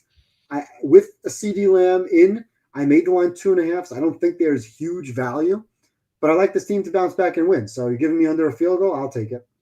Okay. All right. How strongly do you feel? This is probably between this and Cleveland, were the two teams that I really like those teams to win. I'm not taking the Redskins in Survivor because, like I mentioned earlier, they're a Christmas week team. So they don't even get consideration between now and week 17. It's not even on the radar. Right. But I do like them to win this game. So them and the Browns, I like a lot. I probably like the Redskins more than I like the Browns, just given the Redskins to me are a playoff team. This is a game, if you're a playoff team this year, Washington's now what, 3-3? Like, they really should have won last week. This is a Yeah. big game. If they lose this game and fall behind Dallas in the standings, that really doesn't put them in a good situation, right? Yeah. Dallas is what, 2-3-1, so they would be 3-3-1, and Washington would fall to 3-4. And Washington's schedule is not easy. I mean, Yeah. week in, week out, they get some tough games. They play on the road against Kansas City next week. Then it's Seattle, Detroit. So they have a bunch of tough games. Their season could fall apart if they lose this game. Yeah. So I think Washington's still a playoff team. I think they're a contender. I think you believe that from day one with your Super Bowl futures. I think if they're actually one of those top 10 teams that we both believe they are, they take care of business. Yeah. I have the Redskins number 7 in my power ratings. Okay, yeah, I think I'm up there pretty high with them too. Number 9. So, so yeah, Washington only lost. They needed them to win money line. Yeah, that's how it works. Fortunately, sorry to hear that, Chris. Okay, so last of the late afternoon games, we have Packers at the Cardinals. This line is 6.5. It's bumped up to 7 at DraftKings. So. I wonder if that's an adjustment to what we saw tonight, because Green Bay's defense did not look impressive against Joe Flacco last week in the second half. But as we saw, Flacco just lit up the Steelers. So it makes me feel a little bit better about Green Bay's defense, although Green Bay hasn't played a good game since week 2. They had a loss to Cleveland. They had that 40-40 tie against Dallas, and then they struggled to put away Cincinnati at home. So, if they win by margin here, it'll be the first time they played a good game since week 2. And if you think about it, like week 1 against Detroit, that was Detroit with 2 new coordinators preparing for a game. And then week 2, there was a short week, and those Thursday games are very weird. Green Bay's defense is 19th in EPA, which is so shocking to me. You thought, like, when Parsons joined the team, you thought that they would have a top 5 defense. I should say 19th since week 2, at least. So they just haven't played well defensively, which is really surprising. Arizona's defense is actually higher. They're 13th in EPA. Arizona also has a good offensive line pass protection wise, not run block. The run blocking is terrible, but they can pass protect. And so I think that'll help here against Parsons. Now, we don't know which quarterback this is going to be, but I think Brissett is a top, maybe like a second tier backup, maybe a top level backup. I don't know where you want to classify him. I looked up the EPA of all the quarterbacks who played, and he's like right next to Gardner Minshew and Colt McCoy. So those guys were good backups. They weren't like amazing backups. They're good ones. So even if Brissett has to start again, I'm fine with Arizona. If it's Murray, as long as I'm convinced that he's healthy, I like Arizona. But given that we just saw Cincinnati go off against Pittsburgh, I'm like a little less confident in this than I was yesterday. So I like Arizona here, but I'm not in love with it. What do you think? I wrote down Arizona as a potential pick, and really for me it was more my power ratings. I don't understand the line. Now, if you tell me it's Brissett, I made the line 5.5. So the 6.5 makes a little bit of sense to me. But with Kyler, who I don't think there's that much of a difference, maybe in this game they would need Kyler's legs to get away from some of the pressure if Green Bay woke up and actually pressured the quarterback at all. But if Kyler plays, to me, this line should be more like 3.5. So I feel like there's a whole bunch of line value with Arizona at home. And I think both of these teams are overrated. I really lowered Arizona a couple of weeks ago after what happened in the Tennessee game. Really, that was a kind of just the third or fourth time they've blown these games against really inferior teams. So they were deserving of a big power rating drop against better teams like the Seattles and the Niners, like not good teams, but slightly above average teams. They're losing these games by a field goal, so they're in the games. And I kind of feel like that's what's going to be here. They're at home, so they get a little bit of a bump. I think they're going to lose this game, low 20s, 24-20, 23-20, somewhere in that ballpark. I don't love it because I just don't really trust Arizona, but I think Green Bay is grossly overrated. So them laying 6.5, 7 points, I like getting those points. I would like it better if I knew Kyler were playing, though. Even though I agree with Brissett being a second-tier backup, I still feel like the mobility comes into play. And I'd rather have that element in this game. But 6.5 is too many points. Yeah, I made this 3.5, so we're in agreement there. Murray, by the way, 21-10 against the spread as an underdog in his career. He tends to cover these games but not win them. Like usually he's like really good for a backdoor cover, so that would be in play obviously with almost every key number here. But yeah, we definitely agree with this. The Packers being overrated and such. Arizona, by the way, they're very close to being undefeated, which is crazy to think. But like they've had 3 games where they're just like it's insane. But like 3 games, they lost at the last second, and then last week they were driving, they got to the red zone, and they could have scored a touchdown. So like they're like so close. But at the other, Yeah, but I still the have other them hand, in the low 20s in the yeah, power rankings. I do. I have. Where do I have them? Let me see. I have them number 20. I have them Um, 24. 24. You said. Mm-hmm. Okay, so yeah, we're not that far apart. I'm not saying they're good. But I like them Obviously, as I a have them dog, 20. like you said. Yeah, They don't have to win games. I think 6.5 is a bit of a stretch. yeah, yeah. I You know agree. what I continue So to see, and people talk about Jordan Love, and I've been hammering against this guy, for a year and a half with you. He is grossly overrated as well. So, look at these big third down throws last week. First of all, he made some big throws last week to close that game out. Credit to him for the throw. Why they're throwing in those situations, I have no idea. They had a bunch of situations last week where they should have just ran the ball, run the clock. And Love was bailed out by Golden, who made some really big plays finally, right? So now I don't trust the coaching staff. I don't trust them laying points. I don't even trust that they're going to win the game. So I'm getting 6.5 points.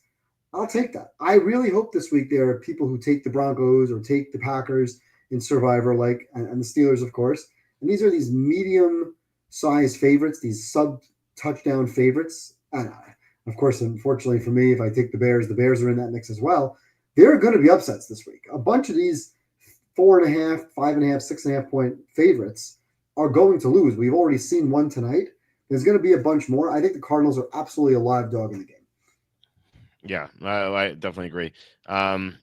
Chris saying Green Bay's defense, arguably the most overrated defense in the history of defenses.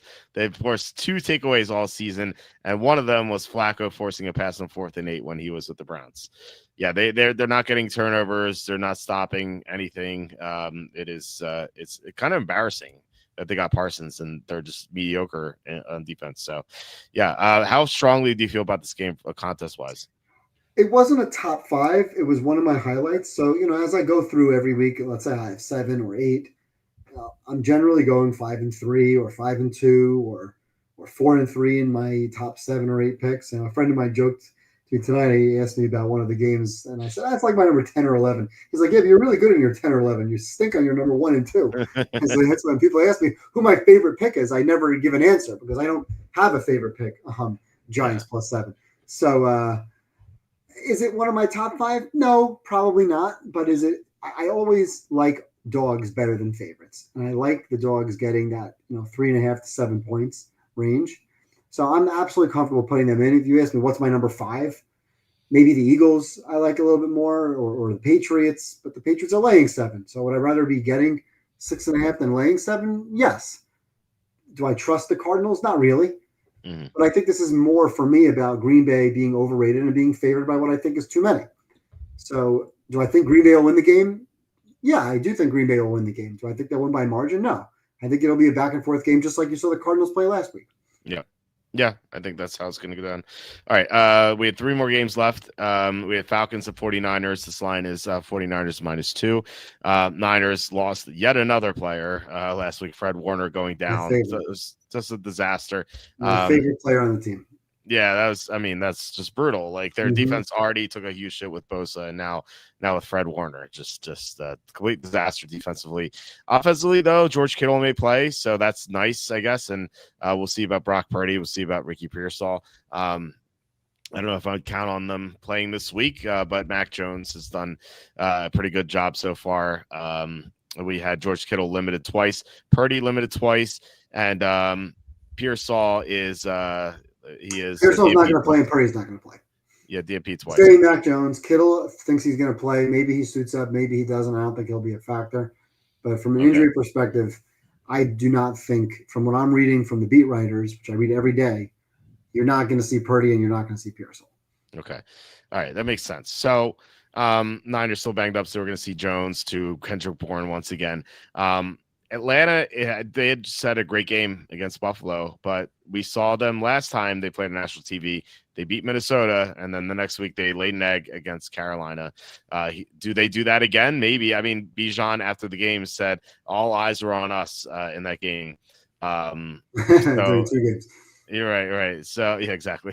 As people were flipping back and forth. Yeah, I no, I kind of want to like if you told me Atlanta was 100% focused in this game, I'd be on them. But I don't know if that's going to be true. I don't really trust a Raheem Morris team. It's not like a Mike Vrabel coach team where I know they're probably going to be focused. Like I don't trust Raheem Morris at all. So I think despite all the injuries, I'm inclined to take the Niners at -2. But I don't really like this game. Kyle Shanahan revenge game. Yeah, that's true. So has he? I'm sure he's played against Atlanta too. But anyway, what are your thoughts here? I mean, this is your team. I like Atlanta. Okay. And it's really the injuries. The Niners are just, first of all, when you lose Bosa, that's a rough loss. Bosa is a defensive player of the year candidate. He's awesome. He makes guys on the line better.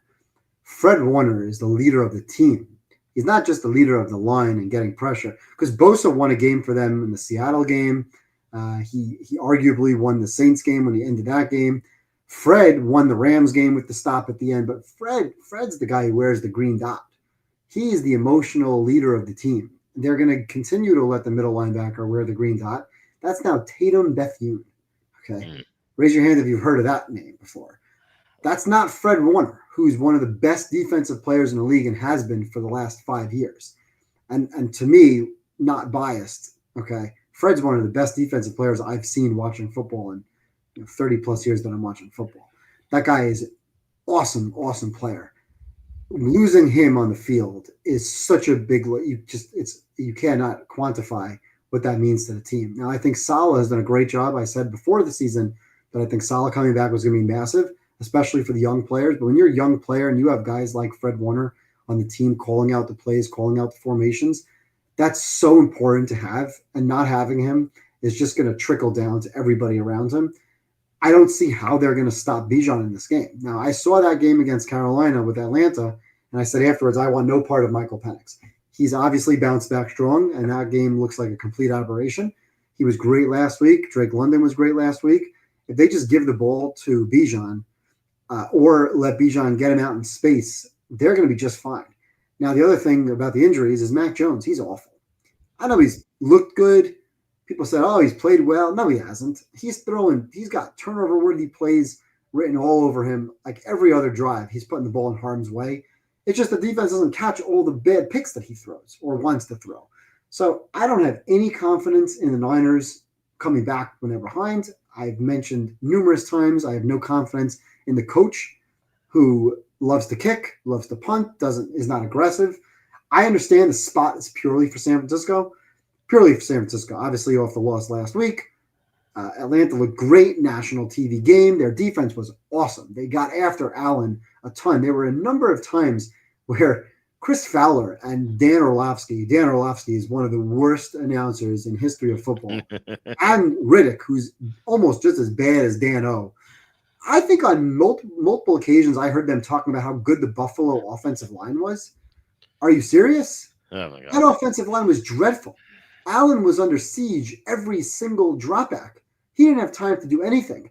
He didn't have time to step up in the pocket. He didn't have time to scramble. He couldn't scramble. That line was really fantastic. And they do the same thing against the Niners line. Trent Williams looks old. The rest of the offensive line is not very good. Mac Jones doesn't have the same mobility as a Purdy, and he's putting the ball in harm's way. So I don't trust the offense. I don't trust the defense. I think the Niners are falling apart at the seams. I don't trust the coach. There's no value. The line is what it is. The line is correct. The game is about to pick them, 1.5 in either direction. Not a big deal. I like Atlanta to find a way to win. Would it surprise me if the Niners won? No. Is this a contest pick? I don't think so. We obviously disagree on it anyway, but I would not trust the Niners to win this game. Yeah, I'm not confident in this one at all. It's just the spot with Atlanta. Such a big win, and we saw them lay an egg. Yeah, it's a bad spot. It's a bad spot, but you can't trust the Niners are just too injured. Yeah, I agree. Yeah, it's a disaster. Orlovsky is one of the worst quarterbacks ever, too. Born on third though, so he gets stuck at everything, but still makes millions. One of two quarterbacks to run out of the back of the end zone. Yeah, yeah. I You know who remember. the other quarterback was to run out of the back of the end zone? No, who was it? It was Jimmy Garoppolo Yeah, I against the remember that. Denver Yeah. Broncos on a play where he actually threw a pick six on a screen pass, but he had already stepped out of the back of the end zone. Got bailed out. One of the It's all part. funniest plays I've ever seen. It's all part of the plan. All part of the plan. Stepped out of the back of the end zone, tried to throw a screen, it was picked off for six. Yep, yep. What a Uh, jackass, that guy. all right. Well, we have a doubleheader Monday night, and luckily it's 7 and 10 o'clock, so you get to watch these games in their entirety. So the first one, Buccaneers at the Lions. The Lions are -5.5. The Buccaneers are so banged up, and yet they keep winning, but they keep winning against mediocre or worse teams. You know, like they beat Houston week 2, for example. They beat Seattle in Seattle. I'm not like super high on Seattle. They've looked good. Don't get me wrong. But I'm They not. beat the I don't know. Jets. Yeah, Not impressed. yeah. The Jets win, of course, with the block field. They overcame the block field goal, so give them credit. Yeah, not the Niners. Obviously, they were so banged up in that game. So and then Atlanta week 1, where the missed field goal and the Kadara Hodge didn't look for the ball. I don't know why you're running a route and not looking for the ball. Anyway, so it just seems like whenever Tampa goes up in competition, they usually lose. Like, earlier this year, they played the Eagles. They were getting destroyed until Lane Johnson got hurt, and they kind of came back.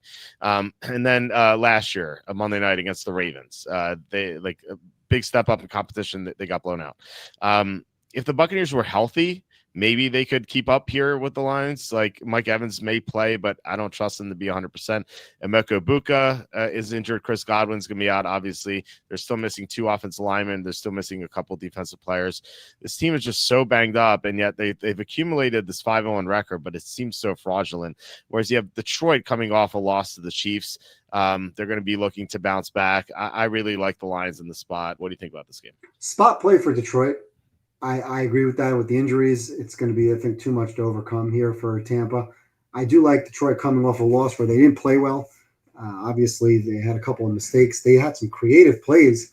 You know, that touchdown that Goff had on a wide receiver or quarterback screen was really a cool play. I don't understand the rule as to why he has to get set. I don't know why it doesn't count that he's in motion. Clearly, it wasn't considered a motion. It was considered more of a shift. But there should be a rule, like if the play is not cool, they should just let it stand. Right.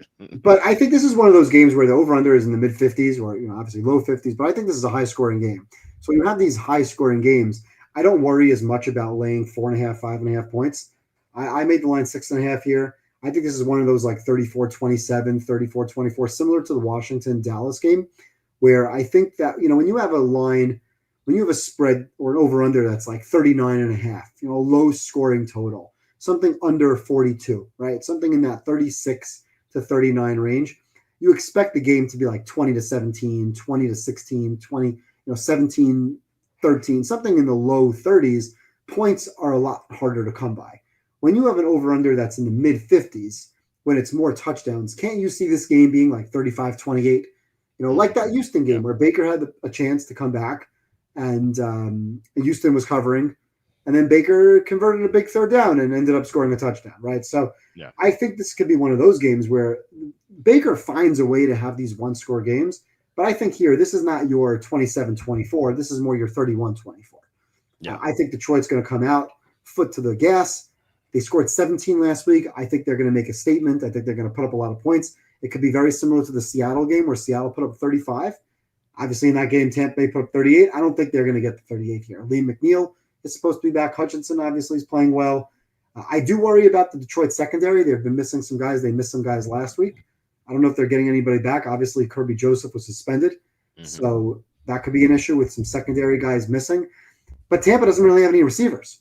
So if Mike Evans plays and he hasn't played in a while, like Buka is hurt, they're playing with Tez Johnson and Kerwin Johnson. Who's the other? K Johnson. Somebody with a K. Caleb Johnson. Caleb Johnson. Sorry, Cameron Johnson. Cameron Johnson. Yes. Okay. It was by the way, interesting story. Someone told me, so I got an email about Cameron Johnson. Apparently, the offensive coordinator lives down the road from him, and so he just knew about this guy. It was this undrafted player. He just that's why they picked him up, because the offensive coordinator knew him, and he actually looked the best out of all those receivers last week. I think this is a pure spot play. Detroit's now 4-2. Tampa Bay's 5-1. To me, Detroit's the better team. I have Detroit number 2. I mentioned last week I had them number 1. I flopped them with the Chiefs. I thought the Chiefs were deserving of winning that game, even though there were some weird things that happened in the game. No penalties. Kind of strange. Ref conspiracy theory. 0 penalties in the game. But I do think the Chiefs outplayed the Lions last week. Let's be fair. Chiefs outplayed them. They deserve to win. So I moved the Chiefs slightly ahead of Detroit. I have Detroit number 2. And I have Tampa high up too. I have Tampa number 6, healthy. No Bucky Irving. Right tackle situation is still messy. I deduct them a point for missing wide receivers in general, cluster injuries at wide receiver. Baker's finding a way. He's finding a way on 3rd and 14 to pick up 14 yards with a scramble. I think this game is going to be a 7-point game, so give me the Lions. It's a game, again, like the Cardinals. It's a game that I highlighted. Do I love laying 5.5? No, but I like the spot. I like the situation. I like that I have a team at home in prime time that I expect to win, and I expect to put up 30 plus. Yeah, Branch suspended. Oh, my bad. Yes, correct. Yeah. And Chris brought up a question. Well, Chris brought 2 things. First of all, he says ESPN ranked the Buccaneers number 1. So typical ESPN garbage. Second, look at Dan Campbell's results off a loss since November 2022. I looked it up while you were talking. Do you know how the Lions have done against the spread off a loss since November 2022? I don't. Why don't you tell me? They are 11-0 against the spread. 11-0. Okay. There you go. Yeah. Pretty good. Pretty good. So you sound like you want them as a maybe. So I put them in the maybe pile right now. So I think there's a handful of teams this week where I've said this to you a couple of times over the last few weeks. You can't go wrong choosing one over another. You can't pick 7 or 8 teams, right? So that's the hardest thing about these contests, is whittling down to 5. The worst thing is when you pick 7 games and you go 5-2, and then our 5 go 3-2, which is just a nuisance, which has happened like 4 times already. I know. So sometimes I wish I could have 7 games and just go 6-1 or 5-2 and move on, but it's not the case. So I do like the Lions. I trust the Lions to win this game. I trust the Lions to win by a touchdown. Do I like dogs better than laying favorites? I do. Do I like the Cardinals better than I like the Lions? I don't know. Right? You flip a coin and you ride with it. Yeah, you mentioned the the Chiefs getting no penalties. Did you see the AI video of Mahomes after like the time is ticking down? They take the kneel down, and like Mahomes like starts hugging the ref, and he blows him a kiss, and then he takes money out of his pocket and gives it to the ref. I did see that. I did see like a fake jersey swap with Mahomes holding the referee jersey. Yeah, and I've seen that a bunch of times. There's been some weird Mahomes AI videos. There was one where he saved a kid from a flood, and like a lot of people thought it was real because it was like one of those engagement things on Twitter where there was like hero Mahomes saves 6-year-old boy from drowning, and like Mahomes for some reason is wearing his jersey. He's like taking this kid out of the flood, and it's like. Some people are like, wow. Some people actually like sounded like they believed it was true. So it's crazy stuff out there. Let's see about the Chiefs. Seen so much hate on Rashi Rice. So many Twitter fantasy pundit bots are praying for him to suck against Vegas. Oh, isn't Rashi Rice coming back from like an ACL injury?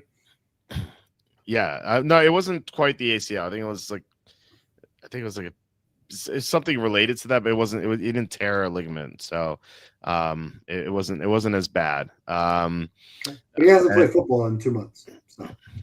Right. So we'll see. I'm going to play him in DFS this week. He's pretty cheap, which is the reason. The answer question: who names their kid Baker? His middle name, by the way, is Reagan. It's spelled like Ronald Reagan, which is interesting. The Bucks and Chiefs are the most overrated. Bucks and Colts most overrated right now. I hope they both make the playoffs, but people are buying into their quarterback redemption stories too much. Would you say that's true? The Bucks and Colts most overrated teams. I think you can make a case for some other teams too, which I think Evan got kicked off. I think that's him texting me right now.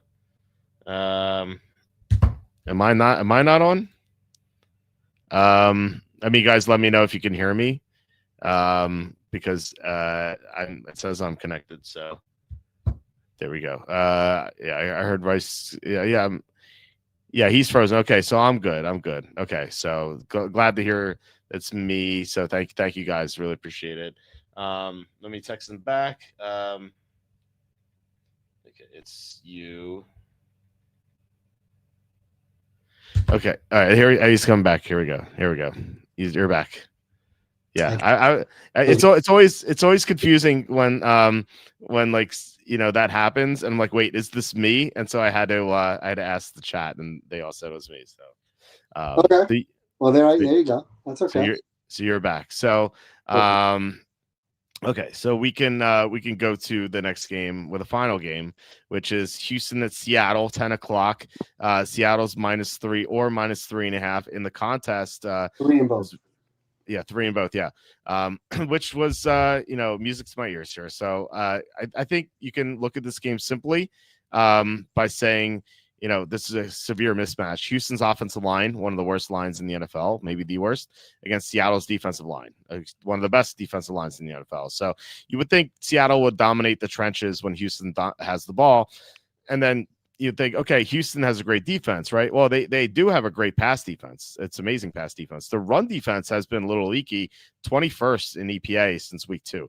So Seattle loves to run the ball. I think that's a big advantage for them. So I like Seattle matchup wise. And then if you look at not the spot necessarily, but the dynamics of this game, Seattle hosting a 10 o'clock game. The circadian rhythms play a factor here. This is not a big sample size at all. It's a very small sample size, but I think it makes sense. Whenever you have an East Coast team or a Central Time team playing on the road in a 10 o'clock game or later, they're 0-3 against the spread all time. So again, not a small obviously very small sample size, but it makes sense that the Houston body clocks, like by halftime, these guys are probably usually going to sleep. Seattle, they're awake. So I just think that's a huge edge for Seattle. So I like the matchup wise and the intangibly here. So what do you think about this game? Because I like Seattle at -3.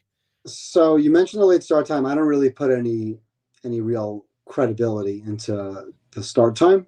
I hear what you're saying, but I don't know if there's data to really back that up. So I kind of eliminate that from my handicap. Seattle, obviously, off of a really big road win, they dominated that game last week. I was on the Jacksonville side, dead wrong. Seattle won that yards per play, 6.4 to 4 yards per play. They sacked Lawrence 7 times, which was fantastic. Darnold's been unbelievable, 10.9 yards per attempt. And they haven't had really a great run game recently. So I've been continuing to increase my power rating on Seattle week in and week out here. I actually have Seattle now number 12 in the league, which is kind of shocking. When I had them to start the season, I had them at a -3. Now I have them as a +1.5. So I've really steadily increased my numbers on Seattle week in, week out. But I made the line here 2.5. And I'm still higher on Houston than most people are. I understand that the last game they played, they scored every time Stroud had the ball because they played against Baltimore's third string. So I get it. I really shouldn't be as high on Houston. I made a comment to you a few weeks ago that I was too high on Houston, and I was slowly downgrading my Houston numbers. And I'm kind of right around. I have these two teams kind of ranked half a point behind one another. Seattle, I have at 12, Houston at number 13. I'm probably much higher on Houston than you are, but I made the line 2.5. I do share your concern over the offensive line with the road crowd noise, especially at night. That can be an absolute disaster. But I also think that if they can somehow protect Stroud and keep the game to being a low-scoring game, I think Houston's defense could cause some problems for Seattle as well. So I think this game is more like a field goal game. So when the line was 3.5, I was all over Houston. And I had a feeling that we were going to disagree on that. And of course, the line dropped to 3 when I saw the Super Contest lines come out last night. I thought, oh, shoot, 3, I don't love it as much. Maybe I'll take it in the circa at 3.5, thinking, oh, Walt's probably going to like the because I remember you mentioned to me about the time difference. And then when I saw 3, I'm like, oh, yeah, Walt's definitely going to be on Seattle. And I'm still on Houston +3. I think this game is going to be a field goal go either way. I don't trust my numbers here on either of these two teams. So it's probably not a contest pick on the other side. But it's probably a game I would lay off then. Otherwise, I don't really. I wouldn't want to be on the Seattle side. I think the game's going to be a field goal game, and I still want to believe that Houston is going to make a run at this division at some point. I bet it a couple weeks ago, and it was plus 750, and nothing really has changed my mind that I think they're going to compete at some point. I don't think Indy or Jacksonville, for that matter, is going to run away with the division. So I still think there's value in Houston now with a divisional bet. I don't know what the line is right now. I mean, I got it at 750 a couple of weeks ago. Mm-hmm. But I am concerned about the offensive line play. I'm not concerned about the start time. And Darnold's looked great. I still am not a believer in Darnold, but I am a believer in that Houston defense. I am very fearful of the Houston offensive line, especially with crowd noise. I could see them getting a bunch of pre-snap penalties, holding penalties, false start penalties, and you'll know right away. If they can't protect from day one and they can't move the football and they're not crossing midfield, and Smith and Jigba's having a big game, maybe I'll live bet Seattle mid-game or at halftime or play the Houston team total under or something like that. But the reality is going into the game, I expect this game to be a close game. Yeah. Houston's 7-1 plus 700 to win the AFC South. Now with the circadian rhythm thing, it's like it is a very small sample size. However, there's been like massive studies done on how West Coast teams have a big advantage hosting games against East Coast teams on Monday Night Football. And that's even at like 8 o'clock / 8:20, 8:30, you know, and back in the day, maybe 9 o'clock, but this is 10 o'clock. I think it's kind of crazy that, like, you know, like I said, these players are going to be going to sleep normally, and now they're being asked to play a game here. So, are you there? Yep. No, you're here. Okay, you switched. Okay. Yeah, I think I for me, I think it's a big deal. And I made this line Seattle -5. So we definitely disagree on what the projected line should be. So, but we don't have to have it on the card or anything. So let's look at the definites. We had 2 definites, I think, and like I think what's interesting is this is usually not the case. I think of the 6 games that I wrote down here, I think we kind of agree on our top outside of the Seattle game. I think we pretty much agree on our top like 6 or 7 games. Yeah, I think so too. Defense. So definitely we have Cleveland -2.5 and Giants +7. Are you comfortable keeping those? Yeah. Okay. And, Giants all the way, baby. Yeah, let's go. Have a number 1 pick on the board. They're going to lose 20-9. Let's go. Yeah, I know. At least the clowns at ESPN Disney finally scheduled the games without overlap this Monday. Yeah, finally. You would think that like they'd want to make their advertisers happy, or like there's 2 guys that I love listening to. They used to work at PFF. They're now on a program, Check the Mic, not to promote other shows, but these guys are awesome. They really, really know their stuff. And I listen to them all the time. And they were going off like, oh, this is so terrible. 10 o'clock game. This is ridiculous. On the East Coast, we can't stay up.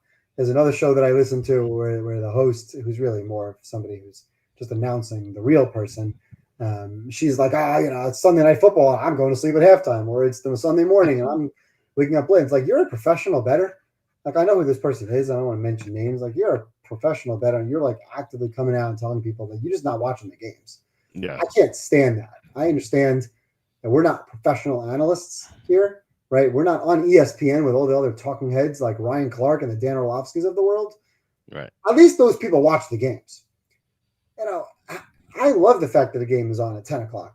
I happen, not unfortunately, but I coach on Monday nights. So I'm not home at 7 o'clock for a game. So I'm going to have to watch that game after that game's over.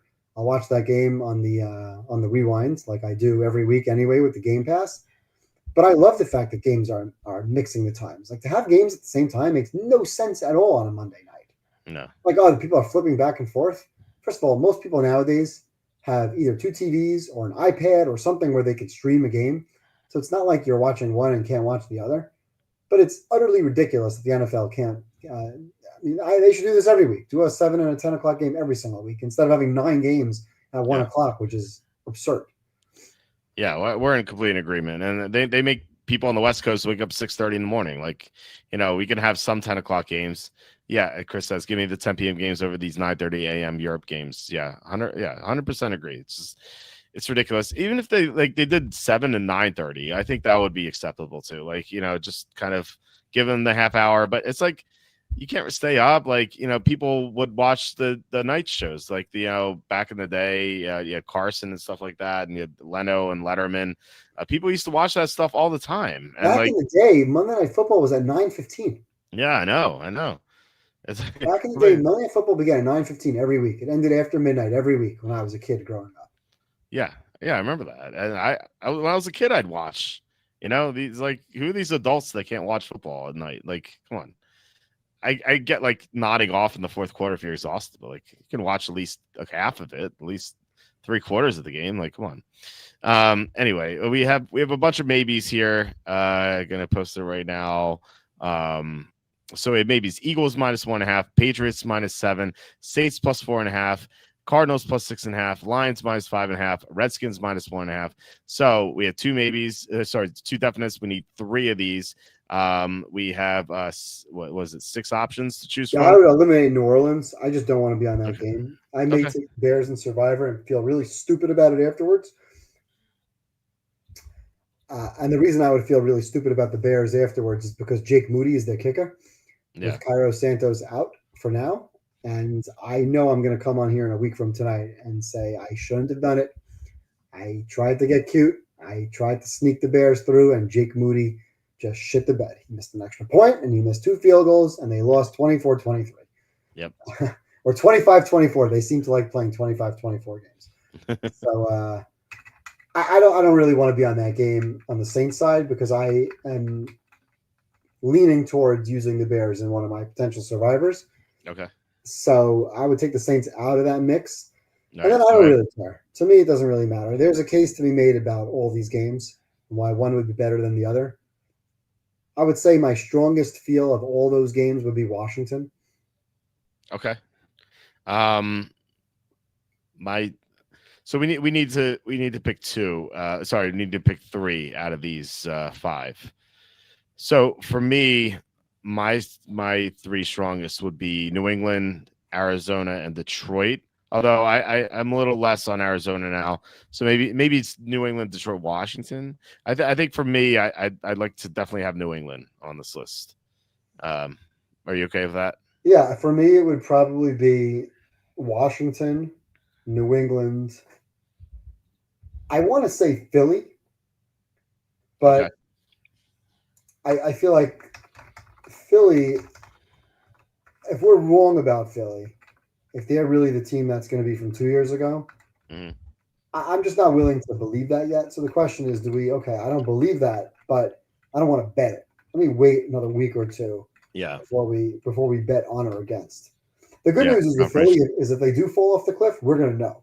Yes, that's true. We'll know within a couple of weeks. Like if they lose this game and then come out and don't play well next week against the Giants in a revenge spot, they're done. Yeah, I agree. Yes. Okay, so we can wait and see on the Eagles.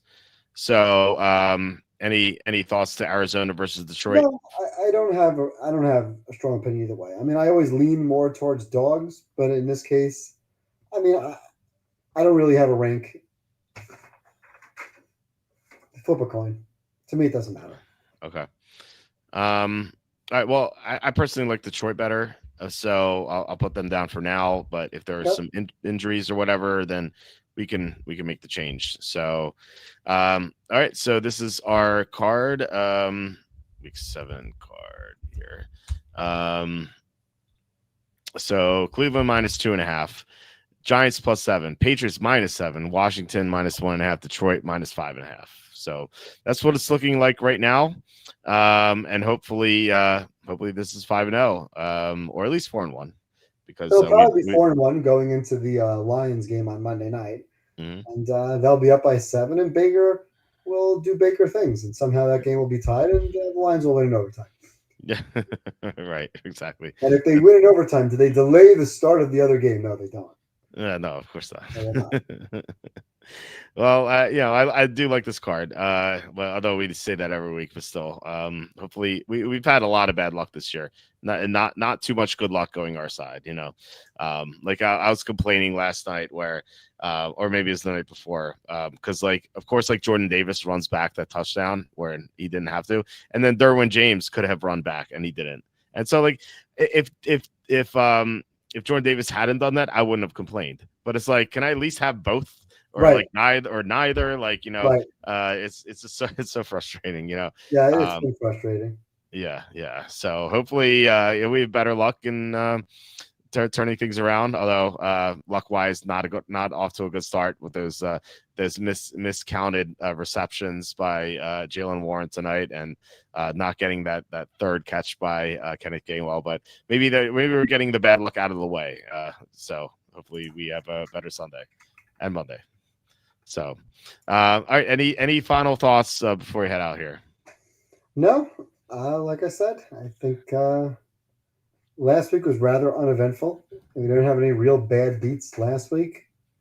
I don't think the Washington loss was a bad beat. It was just one of those unlucky situations where I thought they were going to be able to kick the field goal late and cover. I think that I'm just very curious. Every time I like the Giants, it just doesn't go right. I'm just like kicking myself every single time I bet these. I get good numbers. I bet it at 7.5, and they just come out like, what am I thinking? Every time I bet the Giants, what am I thinking? But again, Well, this week I think it's more of a play against Denver than it is on the Giants.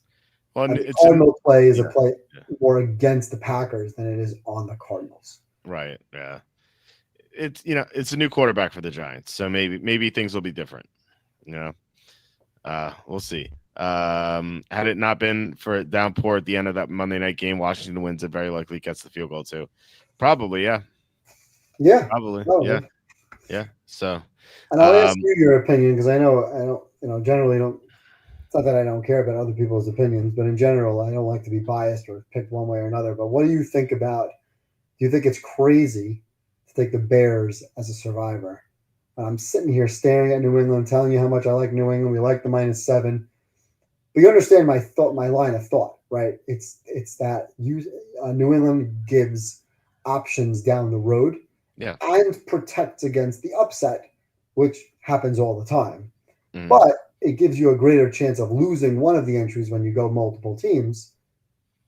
And then, of course, it's still the Bears with Jake Moody in a yeah. game where we both kind of like the dog. So is that a crazy pick when we come on here a week from now, and we say, yeah, got a little too cute there with Chicago? I think if you pick the Bears and you lose, you're gonna be like, I knew this would happen. You know what I mean? Whereas like if you pick the Patriots, like it's obviously a very great chance they win. And then you just don't think about it down the road. And like, are you gonna be thinking about it where there's a week where like the Patriots seem like an easy win, and then you just can't take them? Like maybe, but you might have other options, and so that doesn't cross your mind. Or maybe Drake May gets hurt and you pick the Patriots anyway. You know what I mean? So I don't. I like I said, I have 4 entries, but I'm lucky enough to use the Chiefs, so I'm using the Chiefs twice. I'm using the Patriots at least once, and maybe the Patriots again. I'm not going to take the Bears. I don't think they're good. I think they're in a terrible spot. I don't trust, like you said, the kicker. You can't trust the kicker. Can't trust the quarterback. Can't trust the defense. It's like a lot wrong with this team. But every time I'm like, I pick a trap game and Survivor, that team usually wins anyway. So maybe I'm a wrong person to ask here, but I'd be very wary on taking the Bears. And Yeah, I you am. already have trepidation with that anyway. And like I said, if you get this wrong, you're gonna kick yourself a lot for it. Right, and that's where I always ask. I always end with the question of where do I feel the most stupid when you lose? And I've Yeah. said this before. I mean, the Survivor to me, obviously you need one to win, but I'd like to get 2 of my 5 entries to Thanksgiving. Hmm. And now I'm down to 2, so there's no room for error here. But you still have to take risks, and it's you're not. Yeah. They don't hand out that 18.7 million for nothing. Yeah. Risks have to be taken, and sometimes having the options down the road is very important. But Yeah, I of hear you. course, That's upsets happen. So I'm protecting myself against the New England upset by taking a lesser team. I don't know. I'll probably be up for a while tonight, going back and forth on this, and then going through the day tomorrow, going through the picks before I send them in. So we'll see what I do. I can't, but the fears are noted. Yeah, Chris asking, would you feel dumber, quote unquote, losing with the Bears or Browns this week? Ask yourself that, and then maybe take the Patriots. Yeah, the Browns I like from a contest perspective more than I like Yeah, from a survivor perspective. Right. yeah, yeah. I That's I just think one of I'd those I'd teams. be I'd be more likely to take the Browns than the Bears. So Yeah, and that's why I actually made that comment to the people that I'm in the survivor with. And someone said, "Oh, Evan's joking." I'm like, I'm actually not. Like, I kind of like the Saints with the points, and I like the Browns a lot, minus the yeah, point. yeah, So yeah, I was like, "You can't take a 2.5 point favorite." I said, "Yeah, I hear that. You don't want to if you don't have to. Why would I take a less than field goal favorite?" So we'll yeah. see. All right, just wanted the Well, opinion. Well, I wish you the best. I hope you continue to win, and then yeah, we'll go on that private jet. Hopefully, that'll be nice. But yeah, thanks so much, guys, for watching, commenting. Really appreciate it. Good luck with all your plays. If I don't talk to you on Friday, but we will be back on Friday with Tom. We tend to have a lot of nonsense on the show, so I can't wait for that, and I'm kind of interested to see what we have with Tom. Tom and I have we've had some interesting shows this year, so looking forward to it. So anyway, I love having Evan on, getting his perspective and everything, and I think we're gonna do well this week. So guys, like I said, thank you, and please hit like, subscribe, comment below, share this video, visit walterfootball.com for tons of content. We'll be back tomorrow, and have a great night, and I will talk